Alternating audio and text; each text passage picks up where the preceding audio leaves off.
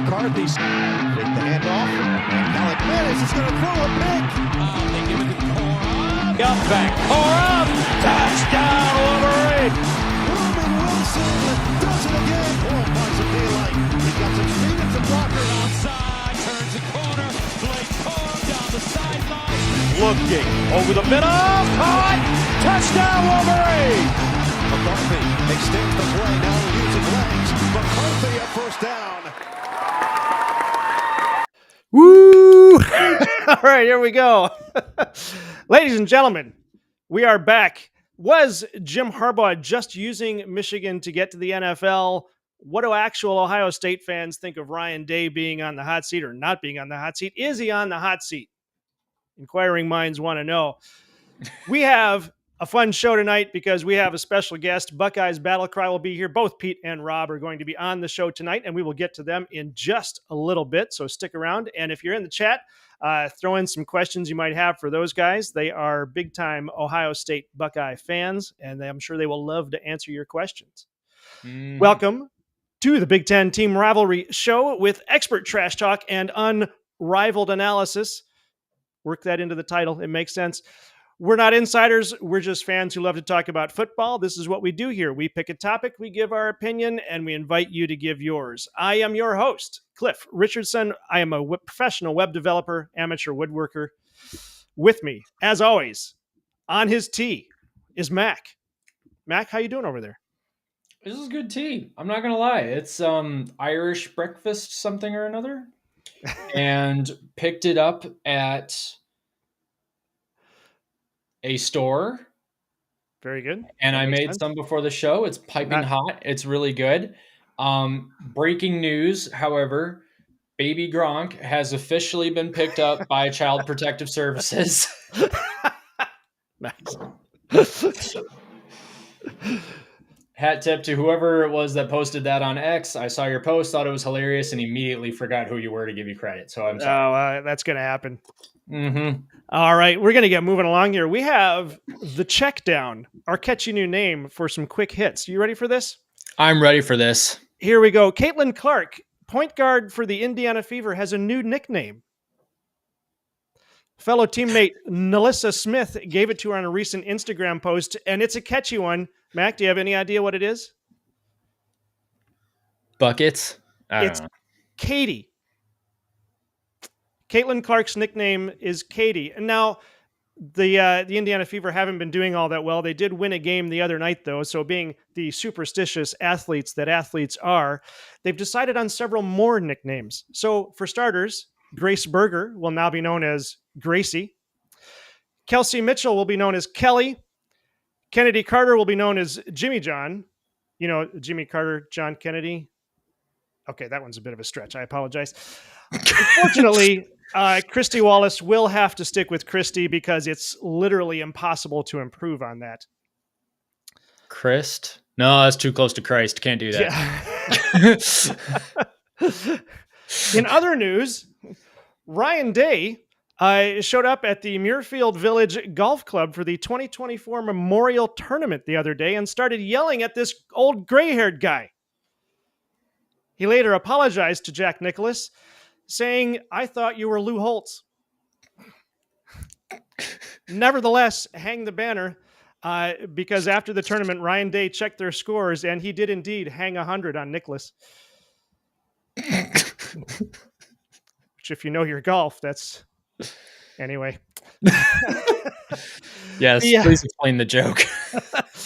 The bowl schedule is out for the 24-25 season, and no less than 44 individual bowl games, not including conference championships, will be played. You've got classics like the Military Bowl and the Valero Alamo Bowl, some obscure bowls like Scooter's Coffee Frisco Bowl and the 68 Ventures Bowl. But thanks to the CFP and the expanded 12-team playoff, instead of 41, only 33 of those bowl games are completely meaningless.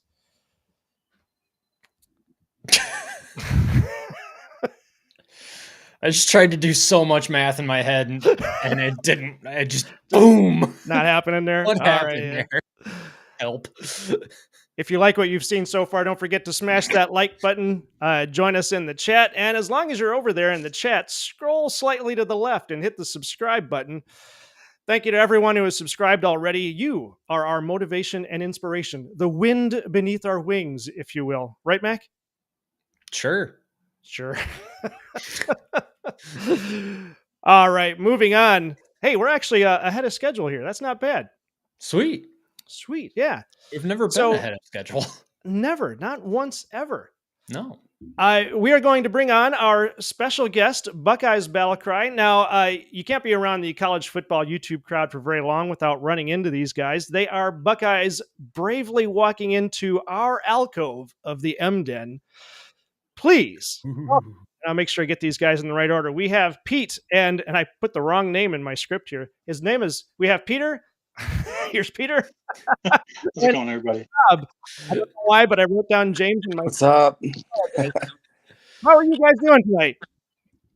We're doing good. You Yeah. know, as I told you guys earlier, just enjoying the summer. So I'm an elementary school teacher for the school year. So just lucky to be done. It's been a year.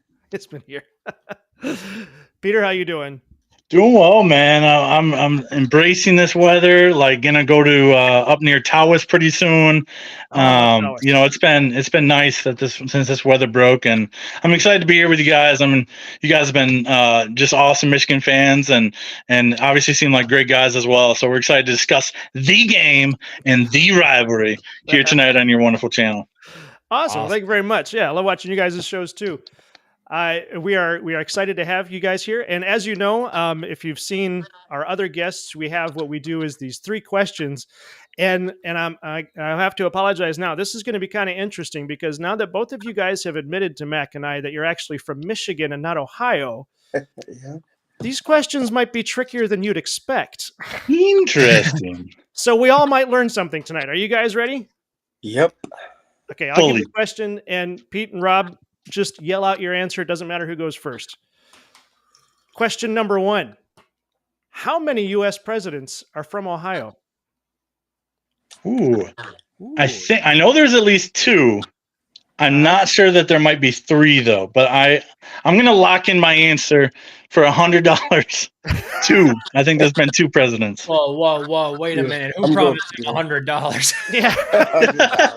We don't have Just that kind kidding. of budget. Rob, what do you think? I'm gonna follow Peter and go up 2. Oh, boy. Guys, there's 8.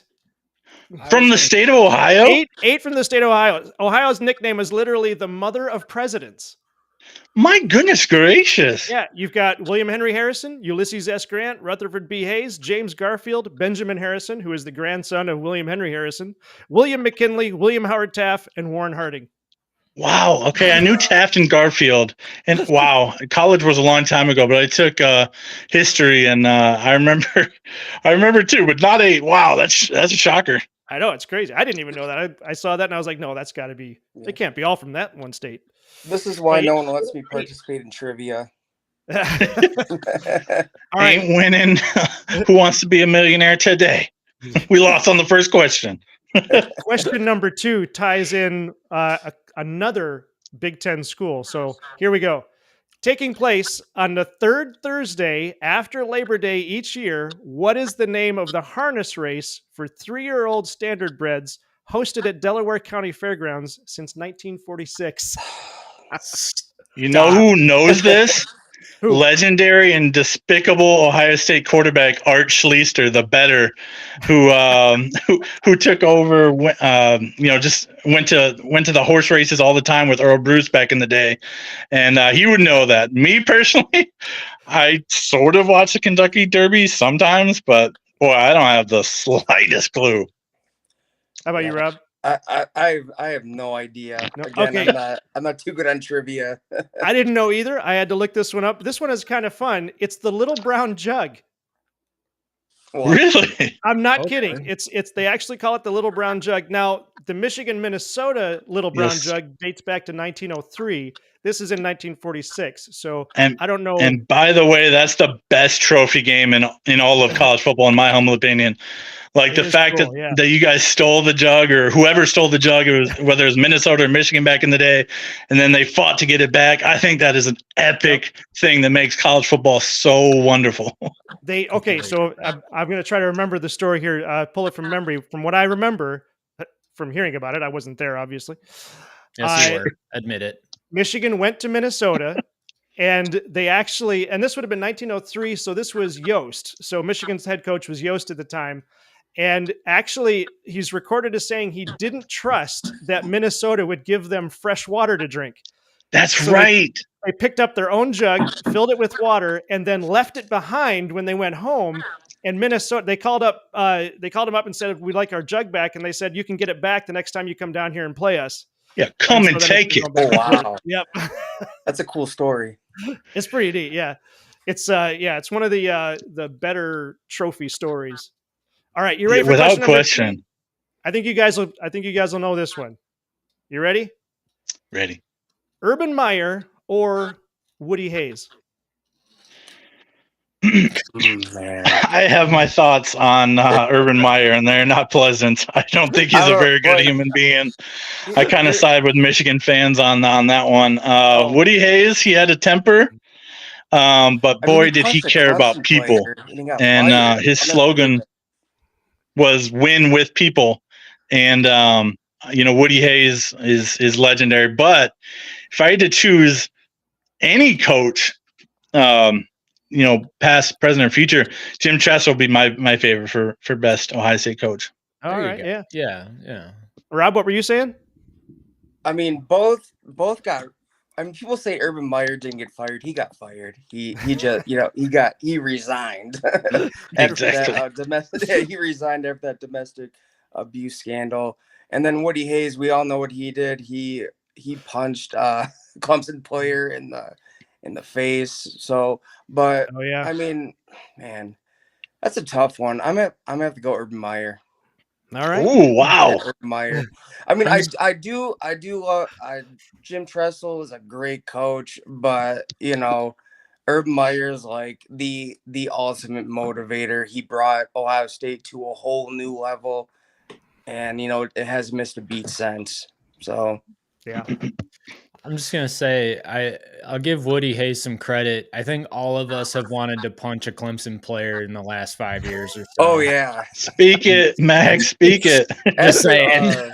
After all the Dabo, PED roided up Clemson boys and Dabo maybe specifically. Yeah. Yes. After Dabo, so it was I think it was the 2020 playoffs right before that, and Dabo said that Ohio State is the 11th best team in the nation, and then they got dog walked by Ohio State by like 20 plus points. And then I'll remember this forever.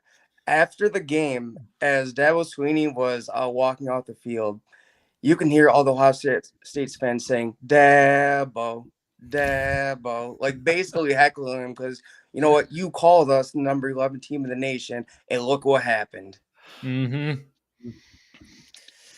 I don't like Dabo Swinney. I'm just gonna put that out there too. I can't stand him. I think Clemson fans are even starting to turn on him. Yeah. You guys for good reason. You guys got some fans in the chat here. Antoine says you guys are too nice. Oh, there's Crawford. He's another one. Bucks. He's one of our good friends who also lives in Michigan, who's an Ohio State fan. Wow. Nice. There's a sizable little contingency of you guys. Jeez. Oh, we kind of found each other. There's like a therapy group for us. It used to be a celebratory group, but now it's a therapy group. You'd be surprised about how many Ohio State fans are in Michigan. I mean, I remember going to Kroger the other day, and I think I at least saw 10. I was wearing my Ohio State hat, and every time I heard OH, I said IO. And yeah, there's a lot more than you think. Just like there's a lot more Michigan fans in the state of Ohio than people think. It's just not talked about as much. Yeah, because they're all in hiding. Sure. I'm not. Yeah, even after these last 3 years, we still represent hard. I mean, you got to rep your team, right? Oh, yeah. Oh, yeah. Yeah. I mean, every time I go to Lansing, I'm wearing that. Respect. I remember when speaking of East Lansing, I remember when it was 2021. I went with my cousin and my wife to Michigan State, Ohio State. Actually, no, it was a random Michigan State game, and I was wearing my Ohio State hoodie, and this fans walking past me, and they said, "Get the F out of here!" And I'm just like, "Oh my gosh, don't hurt me." Oh, come on. Yeah. And my cousin looks at me, he's like, "I told you not to wear that. I told you." Dude, okay, you know what threw me is, so I went to Western Michigan, and Okay. I went to, what was it? It was the Michigan Western game. Remember that day? We went, was that 21, I think? And we went to that game, and I was Yeah. decked out in all my Western gear. And like I Oh, started yeah. getting crap from all the Michigan fans, and I'm like, wait, I'm actually one of you. It was just I went to Western, so One of us. I remember Here's that. the thing Yeah. you're not going to believe, though. I went to U of M Dearborn. did you Oh. really?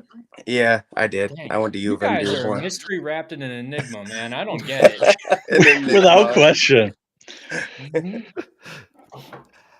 Well, hey, why don't you guys let us know? I know your YouTube channel is at Buckeyes Battle Cry. Are you guys on other socials at all, or would you like to promote those, or what do you got?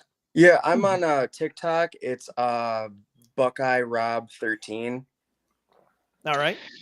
And I just use TikTok just to support the YouTube channel, kind of funnel over from TikTok to YouTube. It's at Buckeyes Battle Cry, same as the YouTube channel name. I'm not as active on there as I am on YouTube, just because I want to promote YouTube more, and I want to grow more on YouTube than TikTok. I don't really care about it all, but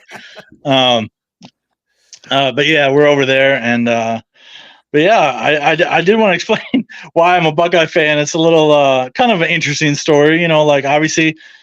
I grew up here in the Ann Arbor, Ypsi area. Went to a local high school here, obviously, and my dad is from Ohio. He's from Zanesville, Ohio, which is about an hour east of Columbus. And in his words, he raised me right. He said he would, kind of like Chris Spielman's dad, he would not allow me to be a Michigan fan, but more so than that, he took me to an Ohio State versus Northwestern game in the now torn down stadium in Evanston. And I was enamored. It was Michael Wiley, Joe Germain, David Boston, and the boys. And I was just like, oh, this is it, man. This is it. That was my first ever college football game. And I've been going to Buckeye games ever since. Obviously, been to a lot of Michigan games as well, living here. Been to 2 Ohio State Michigan games. This is actually an interesting statistic here. The only 2 OSU Michigan games I've ever been to, Ohio State won the national championship both years. Oh, Wow. nice. All right. And so I feel really lucky. I'm like, Yeah. I need to go again. We need to go this year, Peter. No doubt, man. Be a pricey ticket, my guy. Yep. Yeah. Wow. I mean, if Ohio State doesn't win the Natty this year, I think we all know whose fault it is. I'm saying, dude. Didn't want to pony up. Yeah. I've been to several Michigan games since going back to the 80s, but actually the very first Michigan-Ohio State game was Mac and I. We went to the 2021 game. You guys were at that game? We were at that game, and it was absolutely phenomenal. I mean, obviously, from a Michigan standpoint, it was phenomenal. I mean, we were on our feet the whole game, screaming the whole game. Every single play was like, is this the turnaround, or is Michigan going to do it? And it was like, I really wanted them to have it wrapped up, going into that fourth quarter, but it got down to what I think it was the last 4 minutes before Michigan really wrapped it up. And it was, man, I was probably the best game I've ever been to in my life. Dude, the atmosphere in that stadium was electric that day, disgustingly from our perspective. But like, what an environment! I'm happy you guys were there. That changed everything. Yeah, that game changed everything. Yeah, that was an experience until it was over. Say that again, Rob. I said I didn't want to believe that Ohio State was going to lose until it was over. Like I was like, no, there's going to be this magical comeback. This is not the streak is not going to be snapped, and then just like it's over. I mean, that's kind of what we were thinking in the stadium too. Was like, okay, at what point is Michigan going to blow this? Because I mean, Ohio State had a really good team that year. So, oh yeah. There was nothing in that game Ohio State could do to stop your run game. It was so dominant, and we really should have been aware and alert to that fact, because Oregon, although they had a very different running style than you guys and a different run offense than you did, but in that year in 21, they ran all over us in the horseshoe, and then Ohio State went on a winning streak, and we all kind of forgot about it. And we're like, okay, it's patched over, things have been fixed. No. Yeah. Well, There wasn't another like predominantly running team on your schedule until you got to Michigan, which is going to make. I'm really interested to see how Oregon does in the Big Ten now, because I feel like they're West Coast Michigan. I mean, not exactly, because I think they throw the ball a little bit more, but I'm curious about it. It'll be really cool to see them play in the Big Ten. I have Oregon being the top team to actually have a great chance to upsetting Ohio State and winning the Big Ten championship. They have a lot of talent come back. The two quarterbacks they got in the portal, they're going to continue that rich tradition at quarterback. I mean, Dylan Gabriel and Dante Moore. I mean, it can't get better than that. Mm-hmm. And their defensive line, they look like they have a lot of weapons at wide receiver, running back. It just seems like they're going to be the complete package as well. Yeah, I know that their lines are talented. I've just heard that they're actually kind of small, though. That's the key. Yeah, because they're used to Pac-12, offenses and defenses. It takes a couple years to adjust. I'm not sure they have the size to compete just yet on the lines. They have the skill positions. They have the defending skill positions. There's no question about that. I think Dan Lanning is a good coach, but I also watched both Oregon-Washington games last year, and he made a lot of questionable decisions in the clutch, much like James Franklin does. We've talked about this on the channel. I don't know how many times that Oregon, Dan Lanning does the exact same thing that James Franklin does in big games. He coaches them out of a victory, basically. It's remarkable. He gets in his own head a little bit, and we definitely got some things to discuss with Ryan Day in that regard. We've discussed on our lives how is he clutch enough, or does he freeze up in those big moments?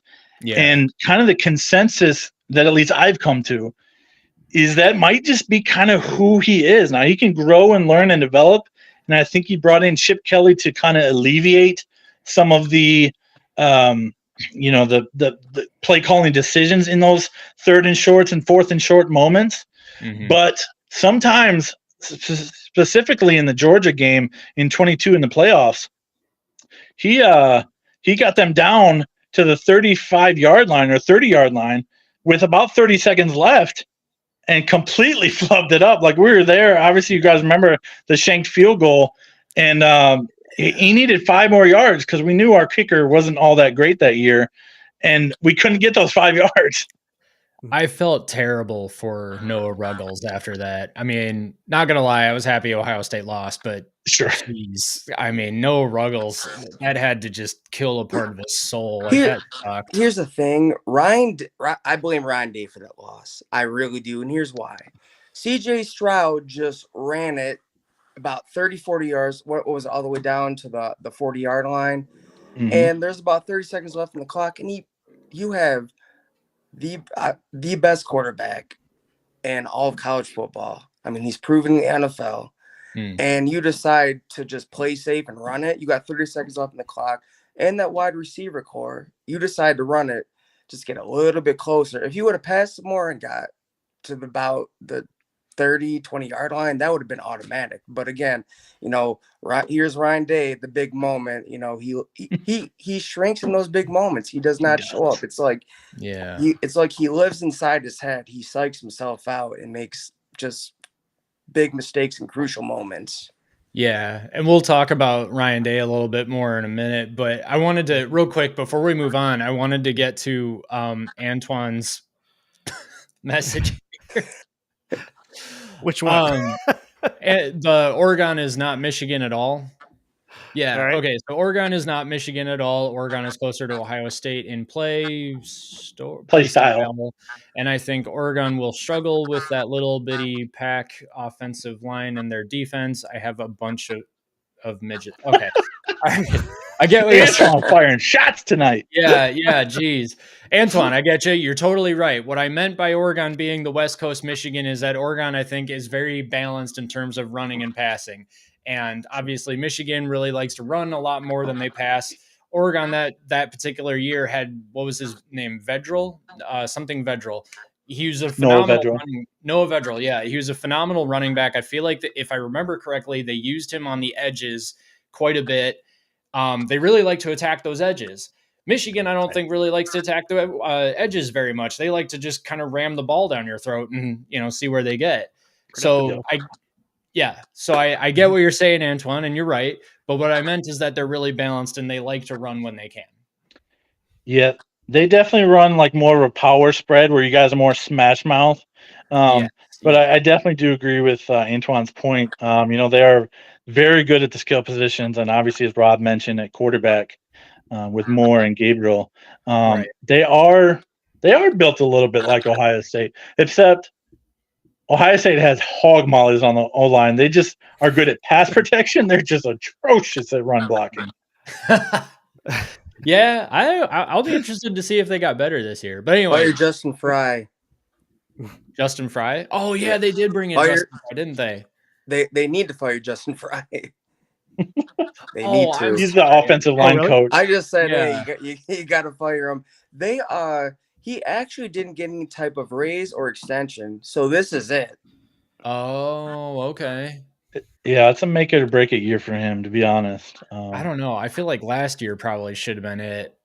Oh yeah, I mean, definitely that Missouri game. I remember I was that was watching my tough. phone at a wedding, and basically, my father-in-law texted me and said, "Where's Ohio State's O-line?" I'm like, I've been wondering all night too. It was like like part the Red Sea, and then just like everybody just comes in and just has a field day in the quarterback. It was embarrassing. Right. Oh my gosh, that game was hard to watch, even as a Michigan fan. I was out in California at the time and watching with my cousin, who used to actually be the president of Ohio State alumni for the state of California. He actually set up the Ohio State Cal game back in the 2012 and 2013 seasons. That was the first game I've ever watched with him. And he said, jokingly, but also half seriously, I don't think you guys are welcome back over here again. I was like, man, I don't know if I want to come back after that performance. Holy moly. All right, what about speaking of Oregon here, though? What about what Matt Crawford here is saying? I think Oregon is going to have a harder time than anticipated with the Big Ten schedule. Big Ten is right there with the SEC. Line of scrimmage is another tier compared to the Pac-12. Yeah, I think that's Rob. That's what you were saying, right? Mm-hmm. Yeah. Yeah, yeah. Pac-12 football is like, what is it? Everybody keeps saying about it as like basketball on grass. Like they're constantly airing the ball out. They're trying to get the ball to the edges. They really don't care about the trenches very much. They just need to buy enough time to get the ball out, and that's it. But now you're coming up against Big Ten defenses where the secondaries and the trenches are just monsters. And yeah, they're not going to have time. Without question. I mean, when you look at, Kenneth Grant and Graham for you guys, I mean, they're just absolute maulers on the inside. Mm-hmm. And probably bigger than Oregon's offensive lines. I mean, you look at USC's offense too, they were, their offensive line was absolutely worse than Ohio State's last year. Caleb Williams had 16 fumbles last year and a couple of interceptions because he was constantly under duress. Oh my gosh, I didn't realize it was that much. Holy crap. Yeah, I actually got corrected on one of my videos I made, why I don't think Caleb Williams will be a successful pro. And I had watched the Notre Dame USC game, and that was his worst game by far. And I have reasons for why I don't think he will be, mainly because his teammates, weren't around him when they were getting absolutely thrashed in the games I watched.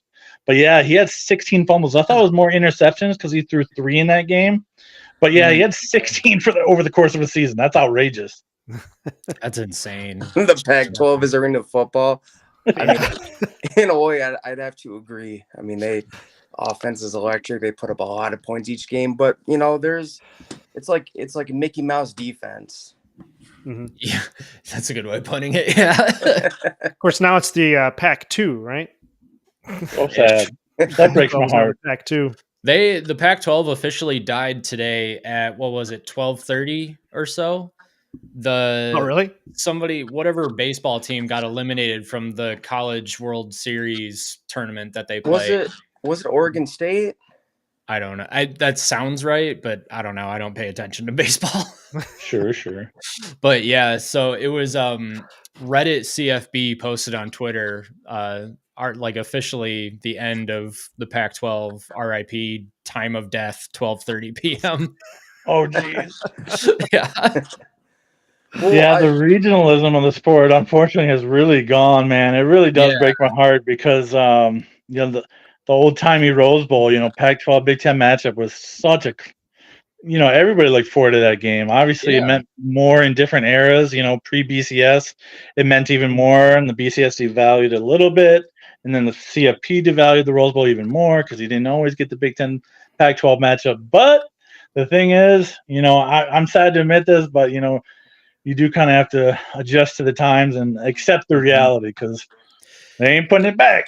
You know what I think is cool about it, though, and then we can probably get into the stories. But you bring up a good point, Peter. I mean, that the Rose Bowl has kind of lost its luster, but actually, I mean, Michigan and Ohio State kind of gave it two of its best games ever recently. Like Ohio State against Utah, that comeback was just phenomenal. And then I think Michigan versus Alabama last season was probably the best Michigan football game I've ever watched. So I think that Michigan, it's ironic that the two schools that hate each other the most, like more than anybody else, are also what is currently making college football the granddaddy of them all more relevant or more fun to watch than ever right now. You're definitely getting some new intriguing matchups. I remember even going back to the Georgia-Oklahoma game. That was a phenomenal Rose Bowl game too. I think that was 2018 or something. But yeah, you definitely get some enticing matchups, and obviously Oregon visits the big house this year. I think USC visits the big house. Yeah. There's gonna be teams that haven't played there either ever or in a long time, with like Oregon's case. Texas and Michigan have never played in the regular season. Yeah, that's wild to me. Yeah, that's wild to me. But it's a fact. I'm gonna answer that question. I think the Big 12 was harder to watch because remember watching Oklahoma just get absolutely snubbed by LSU. I think it was like 62-14 at halftime. Joe Burrow threw for like 6 touchdowns. Justin Jefferson caught like 3 or 4. It was just like an absolute slaughter. So in terms of like defense and grit, I'd say the big loser is the Big 12. Yeah. They definitely added some small minnows in the conference realignment wars. That's for sure. Yeah. All right, we'll take a quick time out here before we jump into our next story, or for our first story. Just wanted to point out Connor Stallions here. He's a regular watcher on the channel. Finally got a win today. Got 9 RBIs today. Finally had fun. Good job, Connor. Nice work. Respect. If I'm to understand baseball correctly, 9 RBIs is good. 9 runs batted in. That means he had a few people on base. Oh, and got him. That gets you player of the game. Yeah, and some. Crap. 9 runners batted in. Man, 9 is a high score for baseball. Period. What was the final? Like 30 to whatever? I don't know. Jeez. I played some church league softball. You'd be shocked at some of the scores that that are in those games. All right, let's get to our first story, and this first story comes directly from Rob. I think it was your video. You made the case that Jim Harbaugh used Michigan to get to the NFL. Why don't you give us a recap of what you were talking about in that video? Yeah, so I was looking back at basically Jim Harbaugh's time with Stanford, and anywhere he went, he was a winner, brought a program back, and he did that with Stanford. So his time with the 49ers, I mean, they were a 1-win team the year before he got there. I mean, the rest is history. 3 straight NFC championship appearances, one Super Bowl appearance. We all know the story. He lost to his brother John Harbaugh in dramatic fashion. And after the third straight NFC Championship appearance, which they lost to the Seahawks, the rumor was that he lost the locker room. He was butting heads with management. And so people don't like to admit this, but he got fired. I don't care what anyone says. He got fired. And after that, all the drama and stuff, I think he got blacklisted. And there was no way another NFL team was going to hire this man after what he did with the 49ers. I mean, losing your locker room and heading with management, that's just a big no-no. So here's Michigan down on their luck. And so Jim Harbaugh swoops in. He wants to bring back Michigan to national prominence.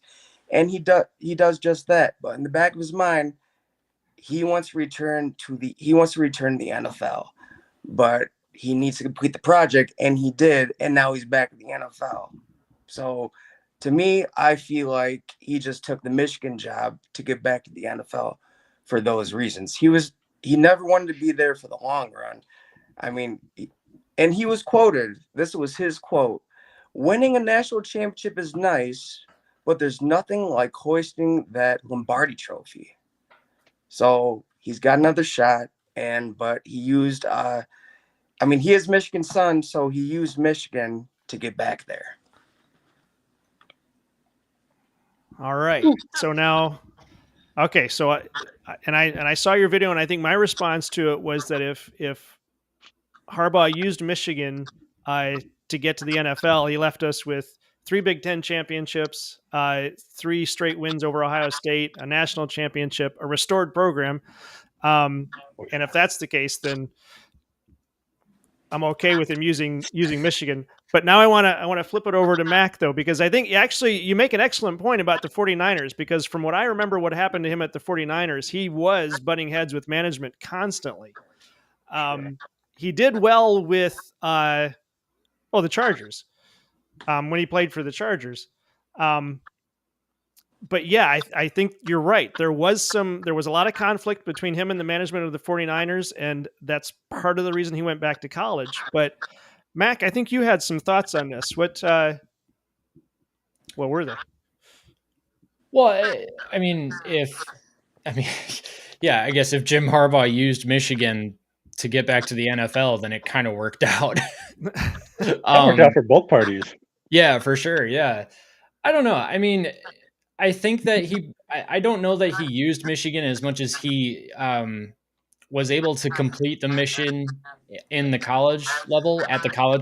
And then it was just time to go on to the NFL, because I think with all the stuff that's come out recently about Ward Manuel and that whole situation, is that like Harbaugh actually kind of wanted to stay at Michigan, it sounds like. Sure. But they couldn't figure out a good contract negotiation because Harbaugh wanted protection from the NCAA should the NCAA go rogue and decide to do something about the sign stealing network BS.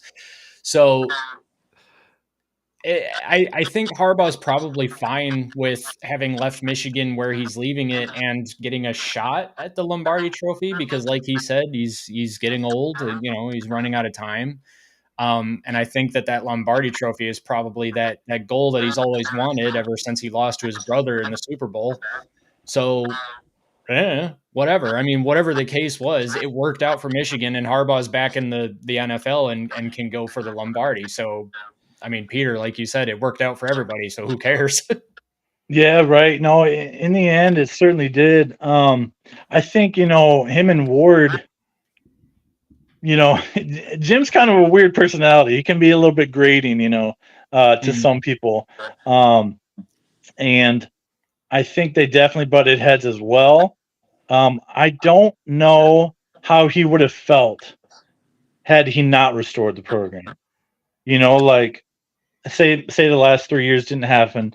Obviously they did, so you can't. But I don't know if I see him leaving. Maybe to Rob's point, like I agree to an extent to Rob's point, because the opportunity was there. Michigan was down on their luck, and he did have to do a little bit of rehabbing of his image. But to your point, Mac, from a Buckeye perspective, unfortunately, it did work out for Michigan and him. And obviously, I can't imagine him sitting at Thanksgiving or Christmas gatherings and John just kind of like older brother rubbing it in a little bit, like that's got to irk him, And you got to know that, like, that's what's happening too. Like, without question. Yeah, because they're such a competitive family. But yeah, I had Hey, a Jim, thought. you remember that game that we played against each other? I can You just see it, remember, was man. I on can hear it. national And TV. Jim's the ultimate competitor too, and he Yeah. wouldn't take that too lightly. So I think he had some incentive to get back. From a Buckeye perspective, I was hoping, that Alabama would get the dub, and there were certainly some precarious moments toward the end of the game. My goodness, what a thriller! I know. Yeah. Must have been. I was on the edge of my seat, but from a Michigan perspective, there must have been even more heart-stopping moments, especially the punt at the end of the game that was muffed and then recovered. I'm still not sure how he hung on to that, No but he idea. did. Respect to him, and Yeah. he restored them, and he totally did flip the rivalry. And that really stinks from a Buckeye perspective.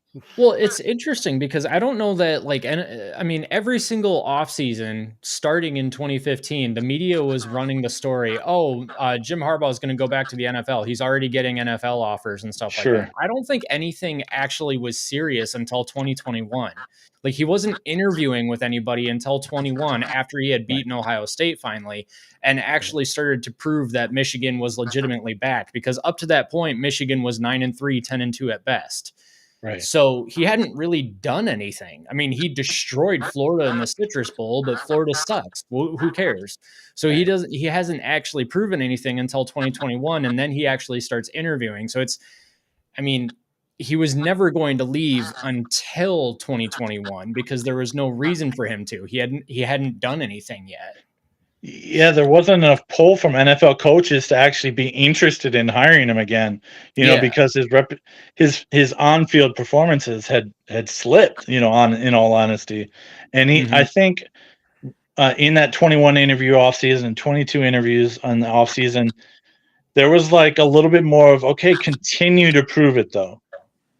Because if continue to prove yourself. In 21, there wasn't enough interest. 22, okay, you're doing better, but you still lost in the biggest game, in the playoffs. And now he can go into in the interview with the Chargers, and obviously, he got the position, but he can put it all on the table. It's like, look, man, I did it. I'm gonna come do it for you guys now too at the highest level. Well, so, sorry, Rob, go ahead. I don't know. To me, I don't think Michigan was ever his first choice. If it wasn't for the budding, if it wasn't for the butting heads with management losing his locker room, I don't even think he would have came to Michigan. There'd be no reason to come to Michigan. And again, really, he saw Michigan down in their luck, and he took the opportunity. Now, yes, he was not getting interest until 2022, but I think he knew that this was going to be a process. Let me take you back to the good old. I mean, I think the lowest of the low was the good old Brady Hoke years. So, good old Clapper. I know that it's a rough spot to talk about, but we got to do it. So I think it was and this to me this was the lowest point of Michigan football. It was the Minnesota-Michigan game. I think it was at the Big House. Not only did they get completely stomped, but they were having trouble selling tickets. So I think it was a Buckeye page, and this was legit because I've been to Ann Arbor a couple of times, and this was legit like pizza shop. They were selling tickets. You buy pizza, you get 2 liters, you get tickets to the Michigan Minnesota game. Oh my gosh. The lowest of the low. So, it's just like Jim Harbaugh is probably looking at the shop saying, you know what? This town loves me. I'm Michigan's beloved son. I made the prediction to beat Ohio State, and I delivered on it. So you know what I'm gonna do? I'm gonna do this little side project. I'm gonna bring them back to national prominence. And you know what? They're gonna come knocking on my door. Like, I'm not gonna beg to go back in the NFL. I'm gonna prove myself again. So yes, it was a you scratch my back, I'll scratch your back moment. But I mean, for now, yeah, Michigan is back. Keyword for now. But until then, I mean, I Oh. think Shots. The first shot is thrown. for now.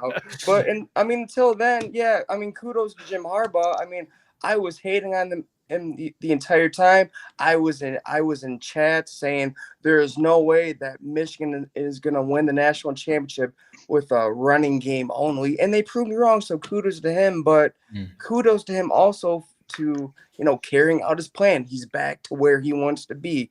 He didn't want to be at Michigan anymore. Like, they were never his first choice. I don't know. I mean, I guess I'm still kind of in the position of like, we're never really going to know for sure because we're not in his head. Maybe it was just the opportune moment. He could come back to Michigan and rehabilitate the school at the same time he's rehabilitating his career. And it seemed to work out for everybody. So, I mean, again, I say, who cares?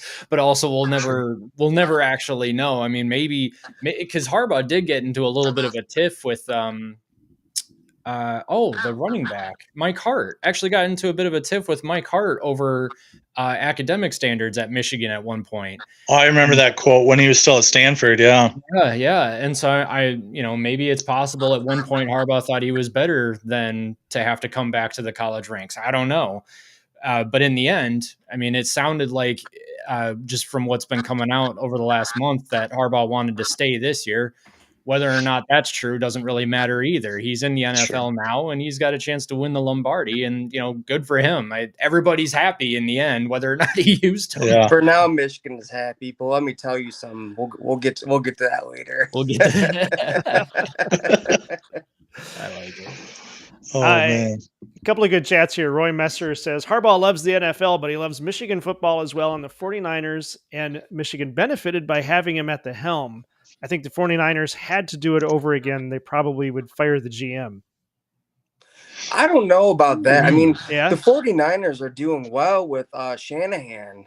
I mean, he has them in the NFC Championship picture or even Super Bowl like for like almost every year. I mean, what is it, like 3 or 4 straight NFC Championship appearances, 2 Super Bowl appearances since what, like 2019? So, Kyle Shanahan's got something good going on with the 49ers, and that quarterback Brock Purdy is just on another level right now. I mean, he's looking good. So I don't know. I think he's the weak link at the 49ers. Really? Oh, he was playing really well. I think I think if they had any other quarterback. I mean, here's the thing though. Brock Purdy, he's a good game manager. You put him in there, he'll do what he needs you. He'll do what you need him to do. But just not championship caliber talent. Not Super Bowl caliber talent. It's just not going to happen. It's just not. I mean, I don't know enough to argue with you, so you're probably right. But a couple of games that I saw, especially the one against the Lions, I mean, the NFC tournament game against the Lions, that second half, he just lit them up. So he did. Yeah. He did. He has the potential to be the next Tom Brady, like in terms of being drafted so late and taking his team so far. I don't think he has that kind of talent or work ethic. I'm not an NFL aficionado. Obviously, I love and obsessed with college football. My pro team has been trash forever. So I've always been more invested in college and been to way more games. But we'll see. I mean, if he keeps taking them back to back to back to back to back, he's got to win it eventually, but we'll see. I don't know. We'll see. Yeah, we'll see. Yeah. I think Connor here has something we can agree on, that if one thing is true about Harbaugh, he is a stubborn son of a gun. He wants to do it his way. I think that's absolutely true. Yeah, that's true. That's true. They should have played Frank Sinatra's My Way at during his exit. Because he did do it his way. It's true. He did do it his way. He did, yeah. But I wish he would have kept Don Brown, not gonna lie. Well, obviously his defense is Don Brown. Those crossing routes, man. Don Brown coached defense like I did in NCAA football. Blitz on every play. Interesting thing about Don Brown, people were comparing Jim Knowles' defense to Don Brown, and now I can see it. Like Ohio State gets killed in the crossing routes with the linebackers. And the tight end, Colson Loveland's a beast. My goodness. That's a good point, actually. But I actually think Jim Knowles' defense are better against Michigan than Don Brown's ever were against Ohio State. I mean, Oh, yeah. I understand Yeah. Michigan won last year, but you still held them to 30 some odd points. So 31. Yeah, exactly. So I was skeptical of Jim Knowles at first, but now I'm not. No. Very much so for me, too, because he came from a Big 12 school, Oklahoma State, one of the other OSUs. I'm like, dude, they don't play defense in the conference like we talked about earlier. Right. You know, like, are we really hiring this guy? And also, you know, with the 4-2-5 scheme, I was skeptical as well because it's such a Big 12 type defense, you know, like, you know, it's a great defense for the playoffs and for the other things, but I'm not sure if it's a defense that can stop Michigan. Now, he has improved clearly, like he's brought in some talent and his scheme is so different. He hardly ever blitzes. But we have two linebackers back there that were more old school linebackers, Tommy Eichenberg and Steele Chambers from last year. They're more like mid 2000s type linebackers. Couldn't cover a tight end to save their lives, and you guys completely exploited that this year, and that was painful. Well, because we actually did a little bit better against the run this year, but you were you were tearing us up with Loveland. Well, it was interesting. I think all year long, I don't know. Michigan felt like they were destroying everybody in first halves for the most part, I think. I mean, Penn State game was a little close. And then a lot of people were saying Ohio State is, I don't know, I guess some of the people that I was listening to are saying that Ohio State's got their weakest team in a long time, but that defense is just incredibly good. It's the offense that's going to be questionable. And yet the game was closer than the prior two seasons when I think talent gap was actually still very much in Ohio State's favor. It was just Michigan knew how to exploit some of the weaknesses in Ohio State's coaching. You're spot on. You're spot on. I think you had the best staff under Jim Harbaugh and his tenure this past year, the past two seasons, I should say. Now it's going to be really interesting to see how that transitions. Obviously, with Sharon taking over, all the defensive staff was replaced, and it's going to be interesting to see what schemes they keep. And, you know, if it's going to be continued smash mouth, you know, with Alex Orji coming in or Warren Davis or Jack Tuttle or whoever it might be, what kind of split they want to have between the pass and the run now with Harbaugh off to, you know, no longer coaching. Well, I think their defense is still going to be elite. I mean, Don Martindale is bringing that Baltimore Ravens scheme. You know, you got Will Johnson, Kenneth Grant, Mason Graham. By the way, I was at that Michigan-Penn State game, and I was able to see it was amazing to see Kenneth Grant chase down. Was it Allen or Singleton? Singleton. That was insane. I'm like, who is that? Yeah. Freak of nature play. I think the defense is going to be elite. You can count on that. Oh, for sure. Yeah. To your point about about the offense kind of letting Ohio State down this year, you know, like coming into the year, I was like, if I trust anything, it's a Ryan Day offense right now. But wow. Did they underperform this year? They were 45th in yards gained this year in total yardage. And that we've been top 5 since Urban's first year, you know? Yeah.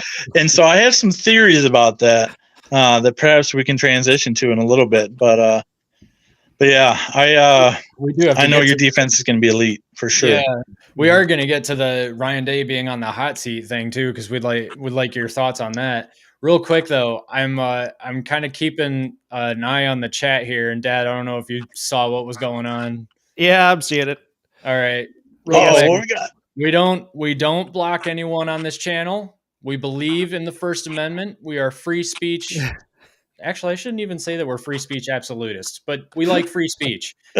Sean Schrock, you're on official warning. No calling anyone stupid or coward in the chat. That's mean. Yikes. Who is he calling? a coward. He's calling Blue Uh, Wolverine a Blue coward. Wolverine, It's just not very nice. Ooh, some infighting going on down there, huh? a little bit. We like some good friendly competition. We don't like name calling. So you're welcome to stay. Just clean it up a little. Dude, I think going to Sorry, Connor Mom. Stallions' hero comment, I think that Kenneth Grant runs at least a 4.840. 4.840. That's terrifying. Oh yeah, definitely. Yeah. Like just the build, he's 340, chasing down a running back who probably runs like a sub 4.5, probably close to 4.4. That's crazy. Oh yeah, he was a man on a mission on that play. That was that was crazy. I love how he got up after tackling Singleton and just he still looked disappointed, which I get it. Singleton got like 25 yards on that run. It was a good run, but I don't know. If I'm 340 pounds and I chase down Nicholas Singleton, I think I might be a little bit more excited about that, but A little more hyped up. Big man celebration. Rub the belly a little bit like Taco Charlton. Yeah. I knew that was going to come in handy one day. It's hard to tell who's better, Kenneth Grant or Mason Graham. I'm going to give the edge a little bit to Mason Graham because he's literally a man amongst boys. I mean, I think Jim Harbaugh called him God's gift of football at one point. Oh, that's good. There you go. Yeah, I remember seeing him freshman year, and I'm like, this dude's going to be a problem next year. Like, I'm like, who is this guy? The man is built like an oxen, and I'd give the edge to Graham as well. He's such a disruptor back there. He's a force. I mean, he makes me nervous. He makes me nervous. All right, let's move on to our next one here. Our next story has to do with Ryan Day. And oh, baby. Good on Fuego. you guys. Sorry, I had to play with that one. So Mac and I have talked about this several times on the show. Obviously, it's been a big topic on several Michigan channels. And this is why it's nice to have you guys on here so we can ask actual Ohio State fans how you feel about this. So to preface this, though, I just want to say before we get too far, let's put down this foundation. Mac and I both agree that Ryan Day is a good coach. He's 56-8. Can't argue with that. He went undefeated as an interim, just like Sharon Moore did. He's got Big Ten championships in 2019 and 2020. He's got a national championship appearance in 2020, and he's been top 4 3 out of 5 years. Yeah. So a really good resume there. You just described a Hall of Fame coach. Like I know. So, but this is where the discussion gets fun, though, because he doesn't have a national championship, and he's lost to Michigan now 3 years in a row. So that last point is what makes us wonder if there's a question on Ryan Day's employment, and how does that play out this year? What do you guys think that Ryan Day has to do this year to sort of shut down the talk? Or is this even talk amongst Ohio State fans? Is this just sort of Michigan fans sort of getting giddy? Or is this something Ohio State fans talk about too? Pete, Rob, what do you think? Rob, I'll let you go first on that one. All right, because I have a lot. I got a big opinion about this. All right. So I think that it's national championship or bust this year. There's too much talent coming back. You have 13 million NIL spent. I mean, eventually the boosters are going to close their checkbooks and tell Ryan Day to get out of town because we're not paying anymore. We're giving you all this money to go out and do what you want. It's basically Daddy giving Joey the keys to a Ferrari, taking it for a test drive. You can't do it right. Give me the keys back. You're done type of deal. But, I think that, big thing, Ryan Day must beat Michigan this year. Ryan Day must win the Big Ten championship this year.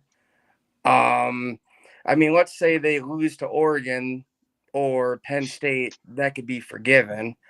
But I think the three big things, Michigan, Big Ten championship, and national championship. If he can't do it with this team, then what team is he going to do it with?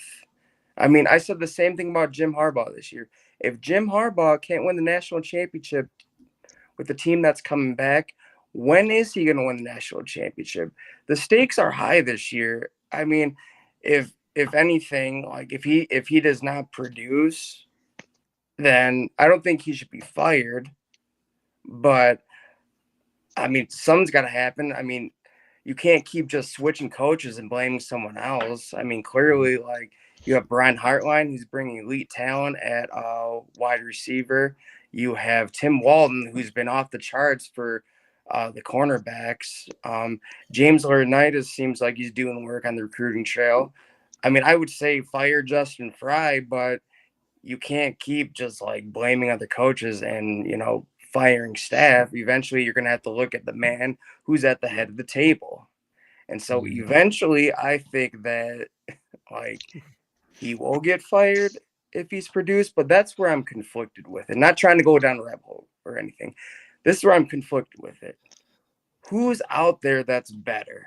I mean, I hate to bring this up, you guys, but look at what happened with Michigan when they fired Lloyd Carr. They thought Rich Rodriguez could do better. Rich Rodriguez did terrible.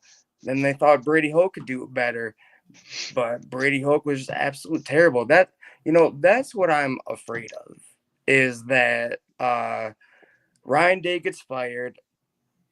They bring in this coach who they think could do better, and then he just terrible. Then Ohio State plummets, and just like, okay, honestly, like Ohio State's not that far off. I think, yes, it's a big season, but I'm just really conflicted if they should fire him or not after this season. Because just like, does he still need to bring in? Is he still trying to get his staff together? I mean, it took Harbaugh time to get his staff together, and look what happened. So I don't know. I mean, if my final line is, if not this year, then what year? Well, now it's interesting because in what you just said, you kind of say the same thing that we've been saying, that he can lose some of those other games. It's the Michigan game he has to win, the Big Ten championship he has to win. I mean, that's right along with what we've been saying, other than we're not sure what will happen to him if he doesn't win those games. Here's the one caveat. I've got a lot of thoughts on it too, and I semi-agree with Rob. I semi-disagree with Rob. The new athletic director is coming in. He starts in a couple days, the end of June, I think. Ross Bjork from Texas A&M. Now, Gene Smith has been buddy-buddy with Ryan Day. He's had his back. He's spoken up for him in press conferences, but now he's gone, so that shield is gone. And this new AD, yeah, they're developing a relationship, but they don't really know each other yet. And so there's no, that's my dude. I hired that dude, Now, here's the thing. I think a lot of keyboard warriors are, on blogs and stuff like 11 Warriors, MGO blog or whatever, really have put the pressure on it, as well as the media putting a lot of pressure on this. And most Ohio State fans are slurping up the offseason hype, because why wouldn't you? They're talking sunshine about us now when it's bad, and it's been bad for the last 3 years. So to speak, not really that bad, but Joel Klatt and the Josh Pates of the world and all these, even ESPN is hyping us up as off-season champs. And so there's a lot of pressure building, and that adds a lot of intrigue to the Ohio State season this year, because there's a lot of expectations with this season. I'll go off. I'll try and make this a little bit shorter. But when Ryan Day took over from Urban Meyer, there was a clear identity of 50-50 run pass. Urban always said 250 yards rushing, 250 yards passing is the balance I'm looking for. Then Ryan Day was hired in 2017 and fully took over in 2019, of course.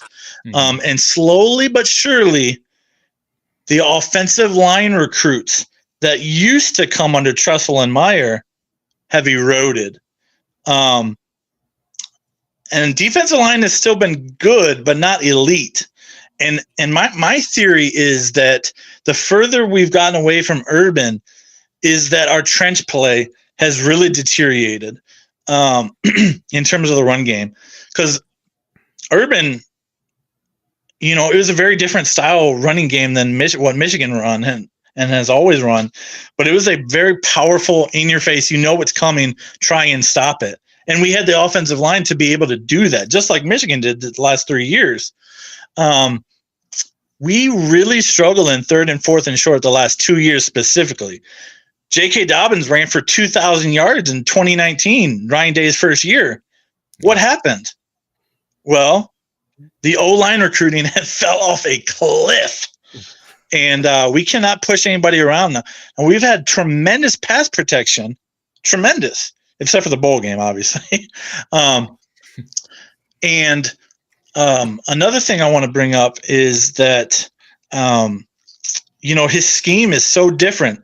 I don't feel like, because Ohio State no longer has a power run game and an offensive line that can impose their will, they don't practice against that in practice, that it really shows itself in games. Because Wait, they're not practicing against their own D-line?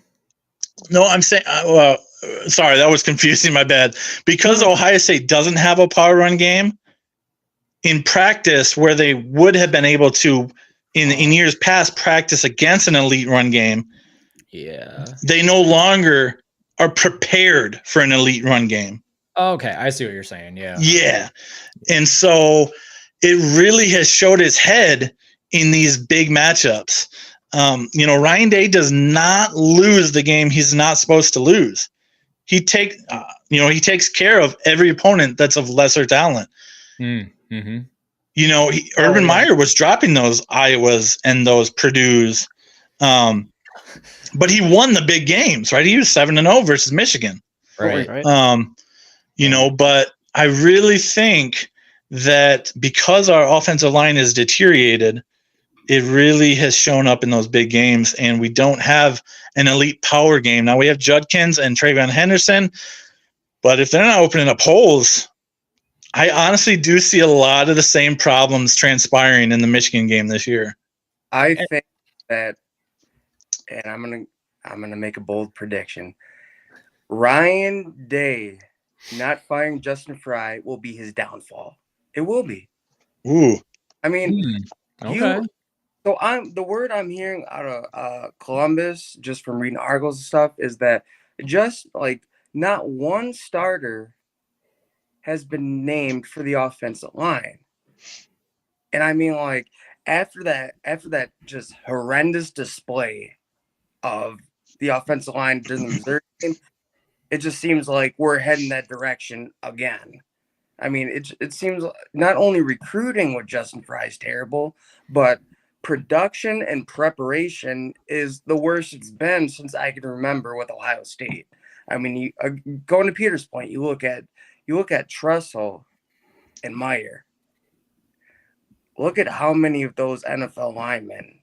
I mean, those NFL linemen, those college, those linemen actually went to the NFL and they got drafted. Yeah.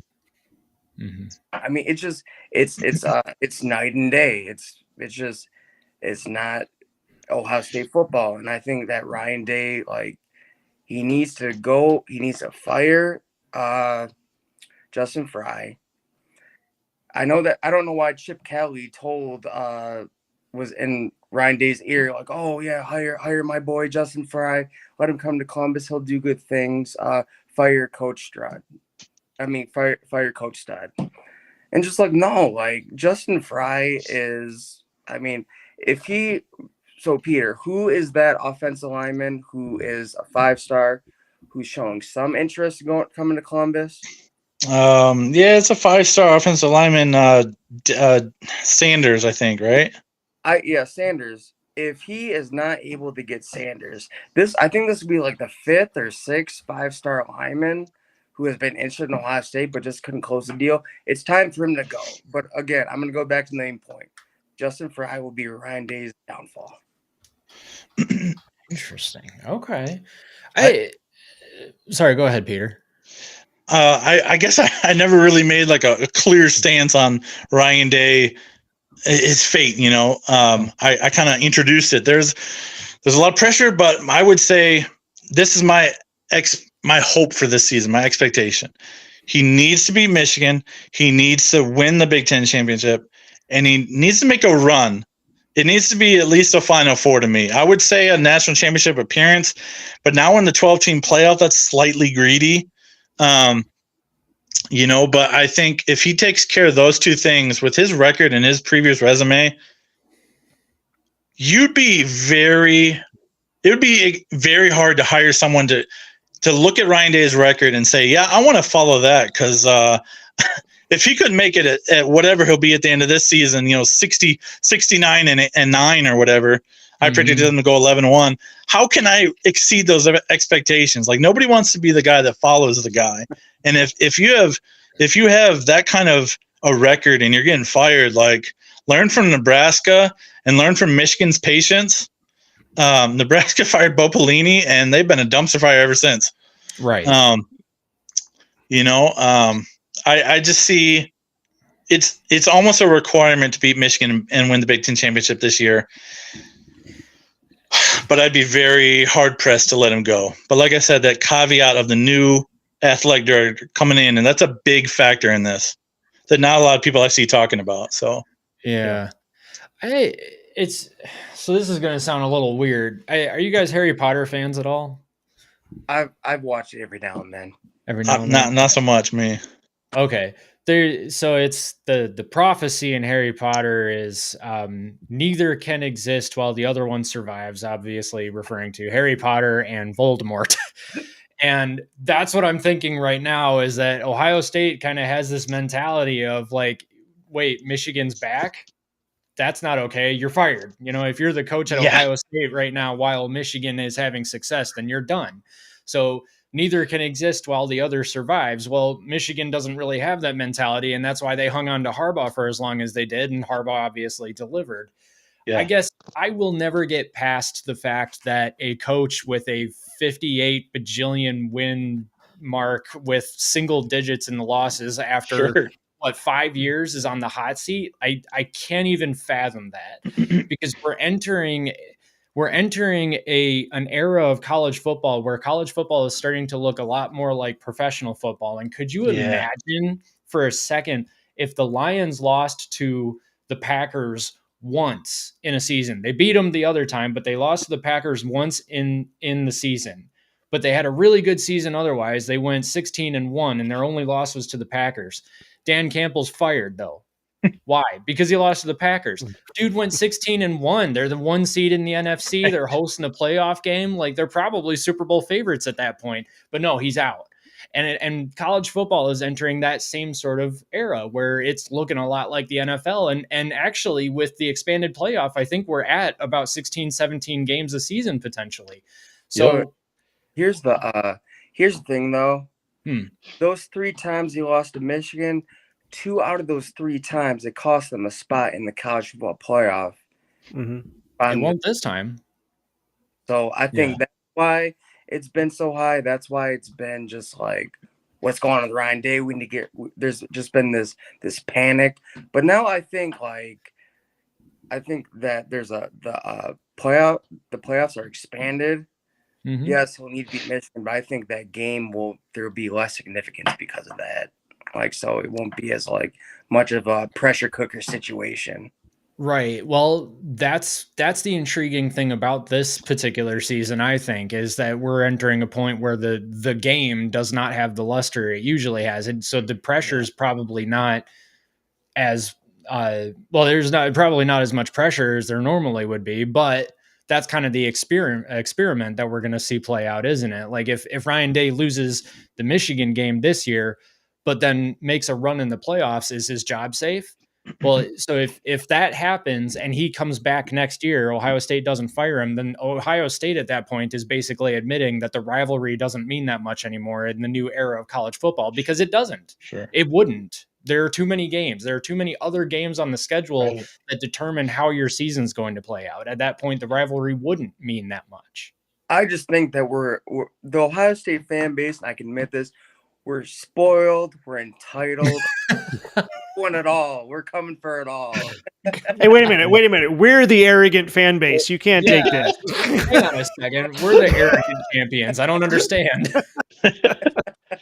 Yeah, we sat fat and pretty for a while, and we got used to just winning that game, I mean, there is always that pit in my stomach, in that Ohio State Michigan game as we get to that week, there's such an obsession with beating Michigan at Ohio State. And to your point, Mac, you made a spectacular point because the rise of Michigan has exasperated those losses even more, in Ohio State fan base's mind. It. I made a video back right after the national championship game, directly after that. And I said, arrogantly in my way, I did, but I said, this happened on Ohio State's watch. Like Ohio State was the king, formerly the king of the Big Ten. They are no more, and it's taken a couple months for me to realize that that the fact that to accept that fact, like we're not the kings of the Big Ten right now. Michigan clearly is. There's no arguing or debating that. I think a lot of Ohio State fan bases or fans, at least online, are really hanging on to the point of, the sign gate thing, and that's not. We're not about that at all. Like we're like, take it from them, beat them on the field. Mm-hmm. And like we see a bunch of excuses still, and Rob and I are like, let's get over it. Take it to them on the field. But I don't know if they have the offensive line to do that. If I'm completely honest, so Michigan, although it's in Columbus, and we have, you lost a lot of coaching, you lost a lot of talent, 14 players of the draft. If there was ever an opportunity, this is the year to do it. Yeah. To take back the Big Ten and take back the rivalry.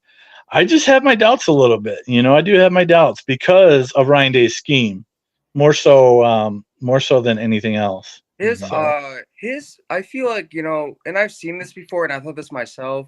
Ryan Day's football teams aren't meant to beat Michigan, but they're more meant for the national title picture.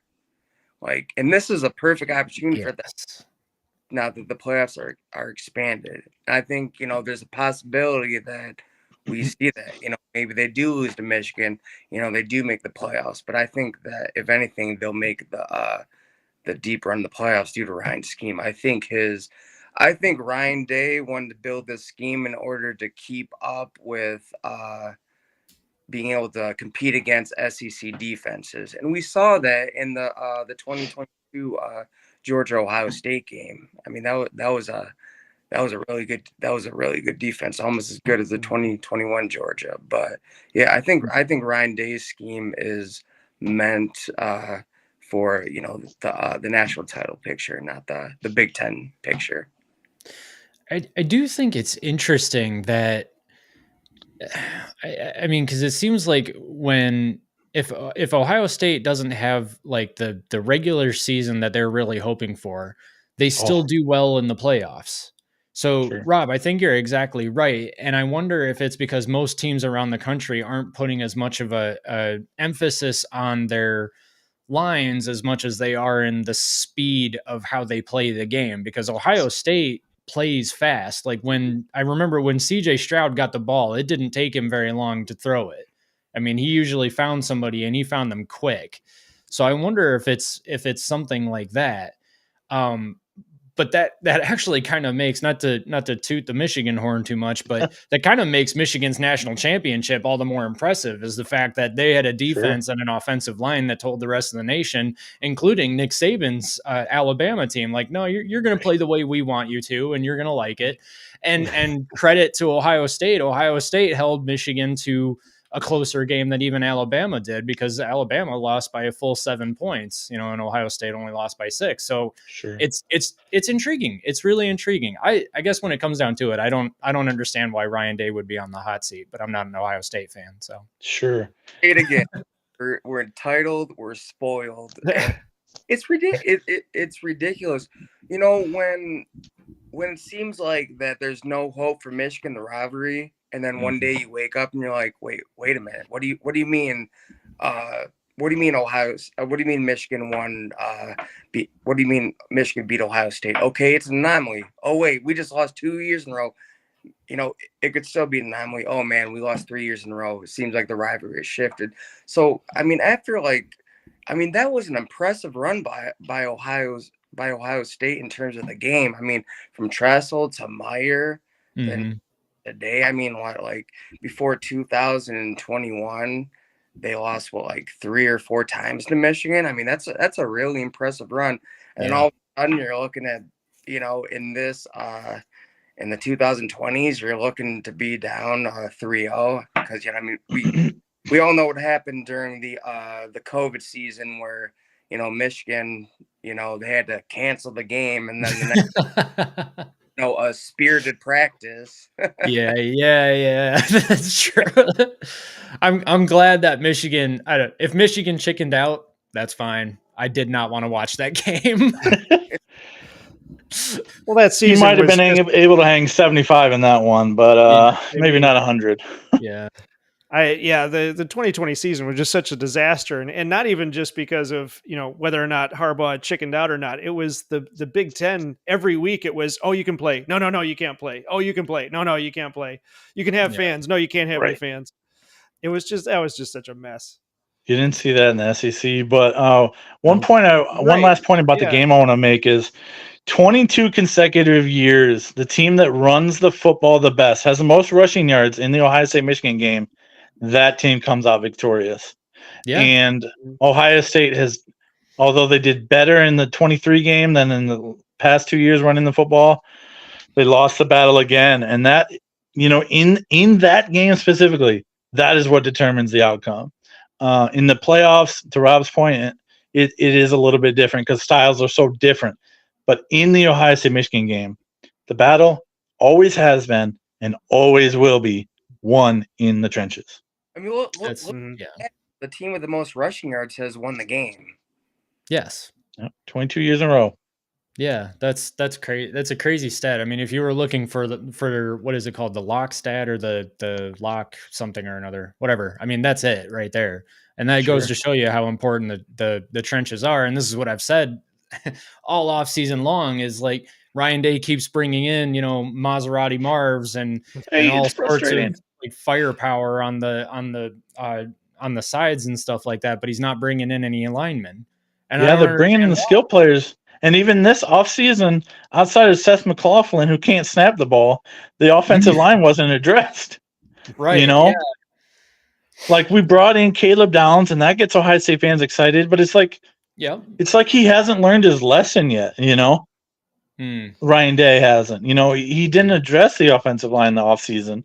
And that is what honestly gets me to pump the brakes for the season. Yes, we have a very talented team, and we're bringing back 11 players that were draft eligible that are starting. So there's a good culture at Ohio State. I think, a lot of people online are attacking the culture at Ohio State. I think it's more so a scheme thing because those players wouldn't have returned. 11 players. We had 2 draft eligible players actually leave for the draft this year. That was Marvin and Mike Hall. Everybody else returned because they know they haven't accomplished their three main goals at Ohio State in any of their years. And so there is good culture at Ohio State, despite what many might say. It's just, I think the scheme is lacking and the attention to detail is lacking, which is what I'm glad Chip Kelly came in for, because he's going to be the overseer if Ryan Day releases and relinquishes control, if he can do that. Chip Kelly is his mentor. He was his coach at New Hampshire when Ryan Day was the quarterback there, and he followed him in the NFL and all these places. He's like the guy. If he can't trust Chip Kelly, his mentor, he will never trust anybody. Jeez. Yeah, I mean, it's Ohio State. Obviously, I'm going to root against them, but that would be a disaster if that didn't work out, wouldn't it? Sure. Real quick, I saw. I think Dad Blue Wolverine sent a super chat. Yes. Sweet. Yeah. Hey. $1.99. Thank you very much, Blue Wolverine. Appreciate you, Blue Wolverine. You're always stepping up. We love Blue Wolverine around here. He's awesome. Nice. Single-handedly keeping our lights on. Yep. Now, Mac 77 here has OSU has the 2 best backs in the country this year. Run will definitely be part of the mission this year with Chip calling the plays. Agree? Disagree? Here's the thing with Chip Kelly. Will we be getting the Oregon days Chip Kelly or the UCL days Chip Kelly. I mean, to me, it could be a hit or a miss, but I think the run game does really need to be implemented in Ohio State's offense this year. They do have Judkins, they do have Henderson. I think they were ranked two of the top 10 backs in the nation according to ESPN, but hopefully we get Oregon Chip Kelly. If not, it's just going to be a disaster. And again, like, how is that offensive line going to look? Because you know what, you can have all the skill players. I don't care if you have. Actually, wait, no. If you had Barry Sanders out there, he would just run 20 yards to get 10. But I mean, if you could have all these skill players out there, but I mean, you don't have the offensive line. I don't care about Chip Kelly's team. Like they everything has to be in place. Everything has to be ready. And here's the thing, because the media is hyping us up, and because all the expectations are that Ohio State's a top 2 team, this year, and everybody's coming back for one last shot, if Ohio State drops a game, like let's say Oregon, I'm kind of 50-50 on that game right now because it's in Eugene and it's most likely going to be a night game. Ohio State plays nobody up until they play Oregon. They're going to steamroll the first 4 teams of the season. Easy. But if they go into Eugene and drop a game, dude, the toxicity from my fan base is going to be unbearable towards Ryan Day. Like, I will not go online for a week after that because the comments, as you know, if you go on blogs, the week after a loss are pretty despicable places. But the fan base will be absolutely rioting on Ryan Day, which I wouldn't support. I wouldn't do that. But it'll kind of be like the same old. Like, he can't win the big game. He's developing this choking mechanism in the big games, and he can't deliver in those big games. And they will pounce. But how many people can go into Eugene and win? Right. There's context, right? I wouldn't be upset with Ryan Day for going into Eugene and losing. That's a tall task, dude. Like, oh, yeah. I don't blame him for going into the big house last year and losing. Michigan had one of its best teams, if not its best team ever. And Sure. Michigan fans were like, yeah, we're winning the Natty this year. It's either that or we're never going to win it. So you knew that atmosphere was going to be off the charts, and they still kept it close. I feel like Eugene, I mean, it's the same kind of, it's going to be the same kind of atmosphere. So I would not blame him at all if Ohio State went into Eugene. I mean, obviously they can't lay an egg. They can't get embarrassed. That would be bad. Yeah. But if they lose, as long as it's a good game, I don't care. Lick your wounds and move on. Just without question. That's not Ohio State's fan base, though. Unfortunately, not. Like, I'm with you, Mac. I'm fully with you, Mac. But Ohio State will not react rationally to that if that were to happen. As long as Ryan Day doesn't try to run a jet sweep on a 4th and 2, I'll be happy. He did that during the Notre Dame game, and it was just like, what are you? That was it. I remember that. Wasn't that like 4th and 2? Yeah. Something like that, and he ran that. Yeah, it was 4th and 2. There was like 3 or 4 minutes left in the game. Yeah. And it's just like, it's like this dude lives inside his own head. He outsmarts himself. And in the end, it bites him in the butt. Like, it's ridiculous. So as long as he doesn't run any boneheaded plays and like he's like the reason why he's not the reason why they lose, and just like he gives them a chance to beat themselves rather than the other team. Mm-hmm. It's like here's the thing. Like, I knew that they were gonna lose to Michigan in 2023 at the Big House. It was the play after Kyle McCord aired it out to Marvin Harrison Jr. They got down to the 40-yard line. Right before halftime. Right before halftime, you have a chance to run like 3 or 4 more plays, and you let the clock tick down just to miss a field goal. That's when I knew that Ryan Day. It was the 22 Georgia situation all over again, bro. Yeah, it's just like, it's like he shrinks in the big moments. I I hate to say, but his balls have not dropped yet.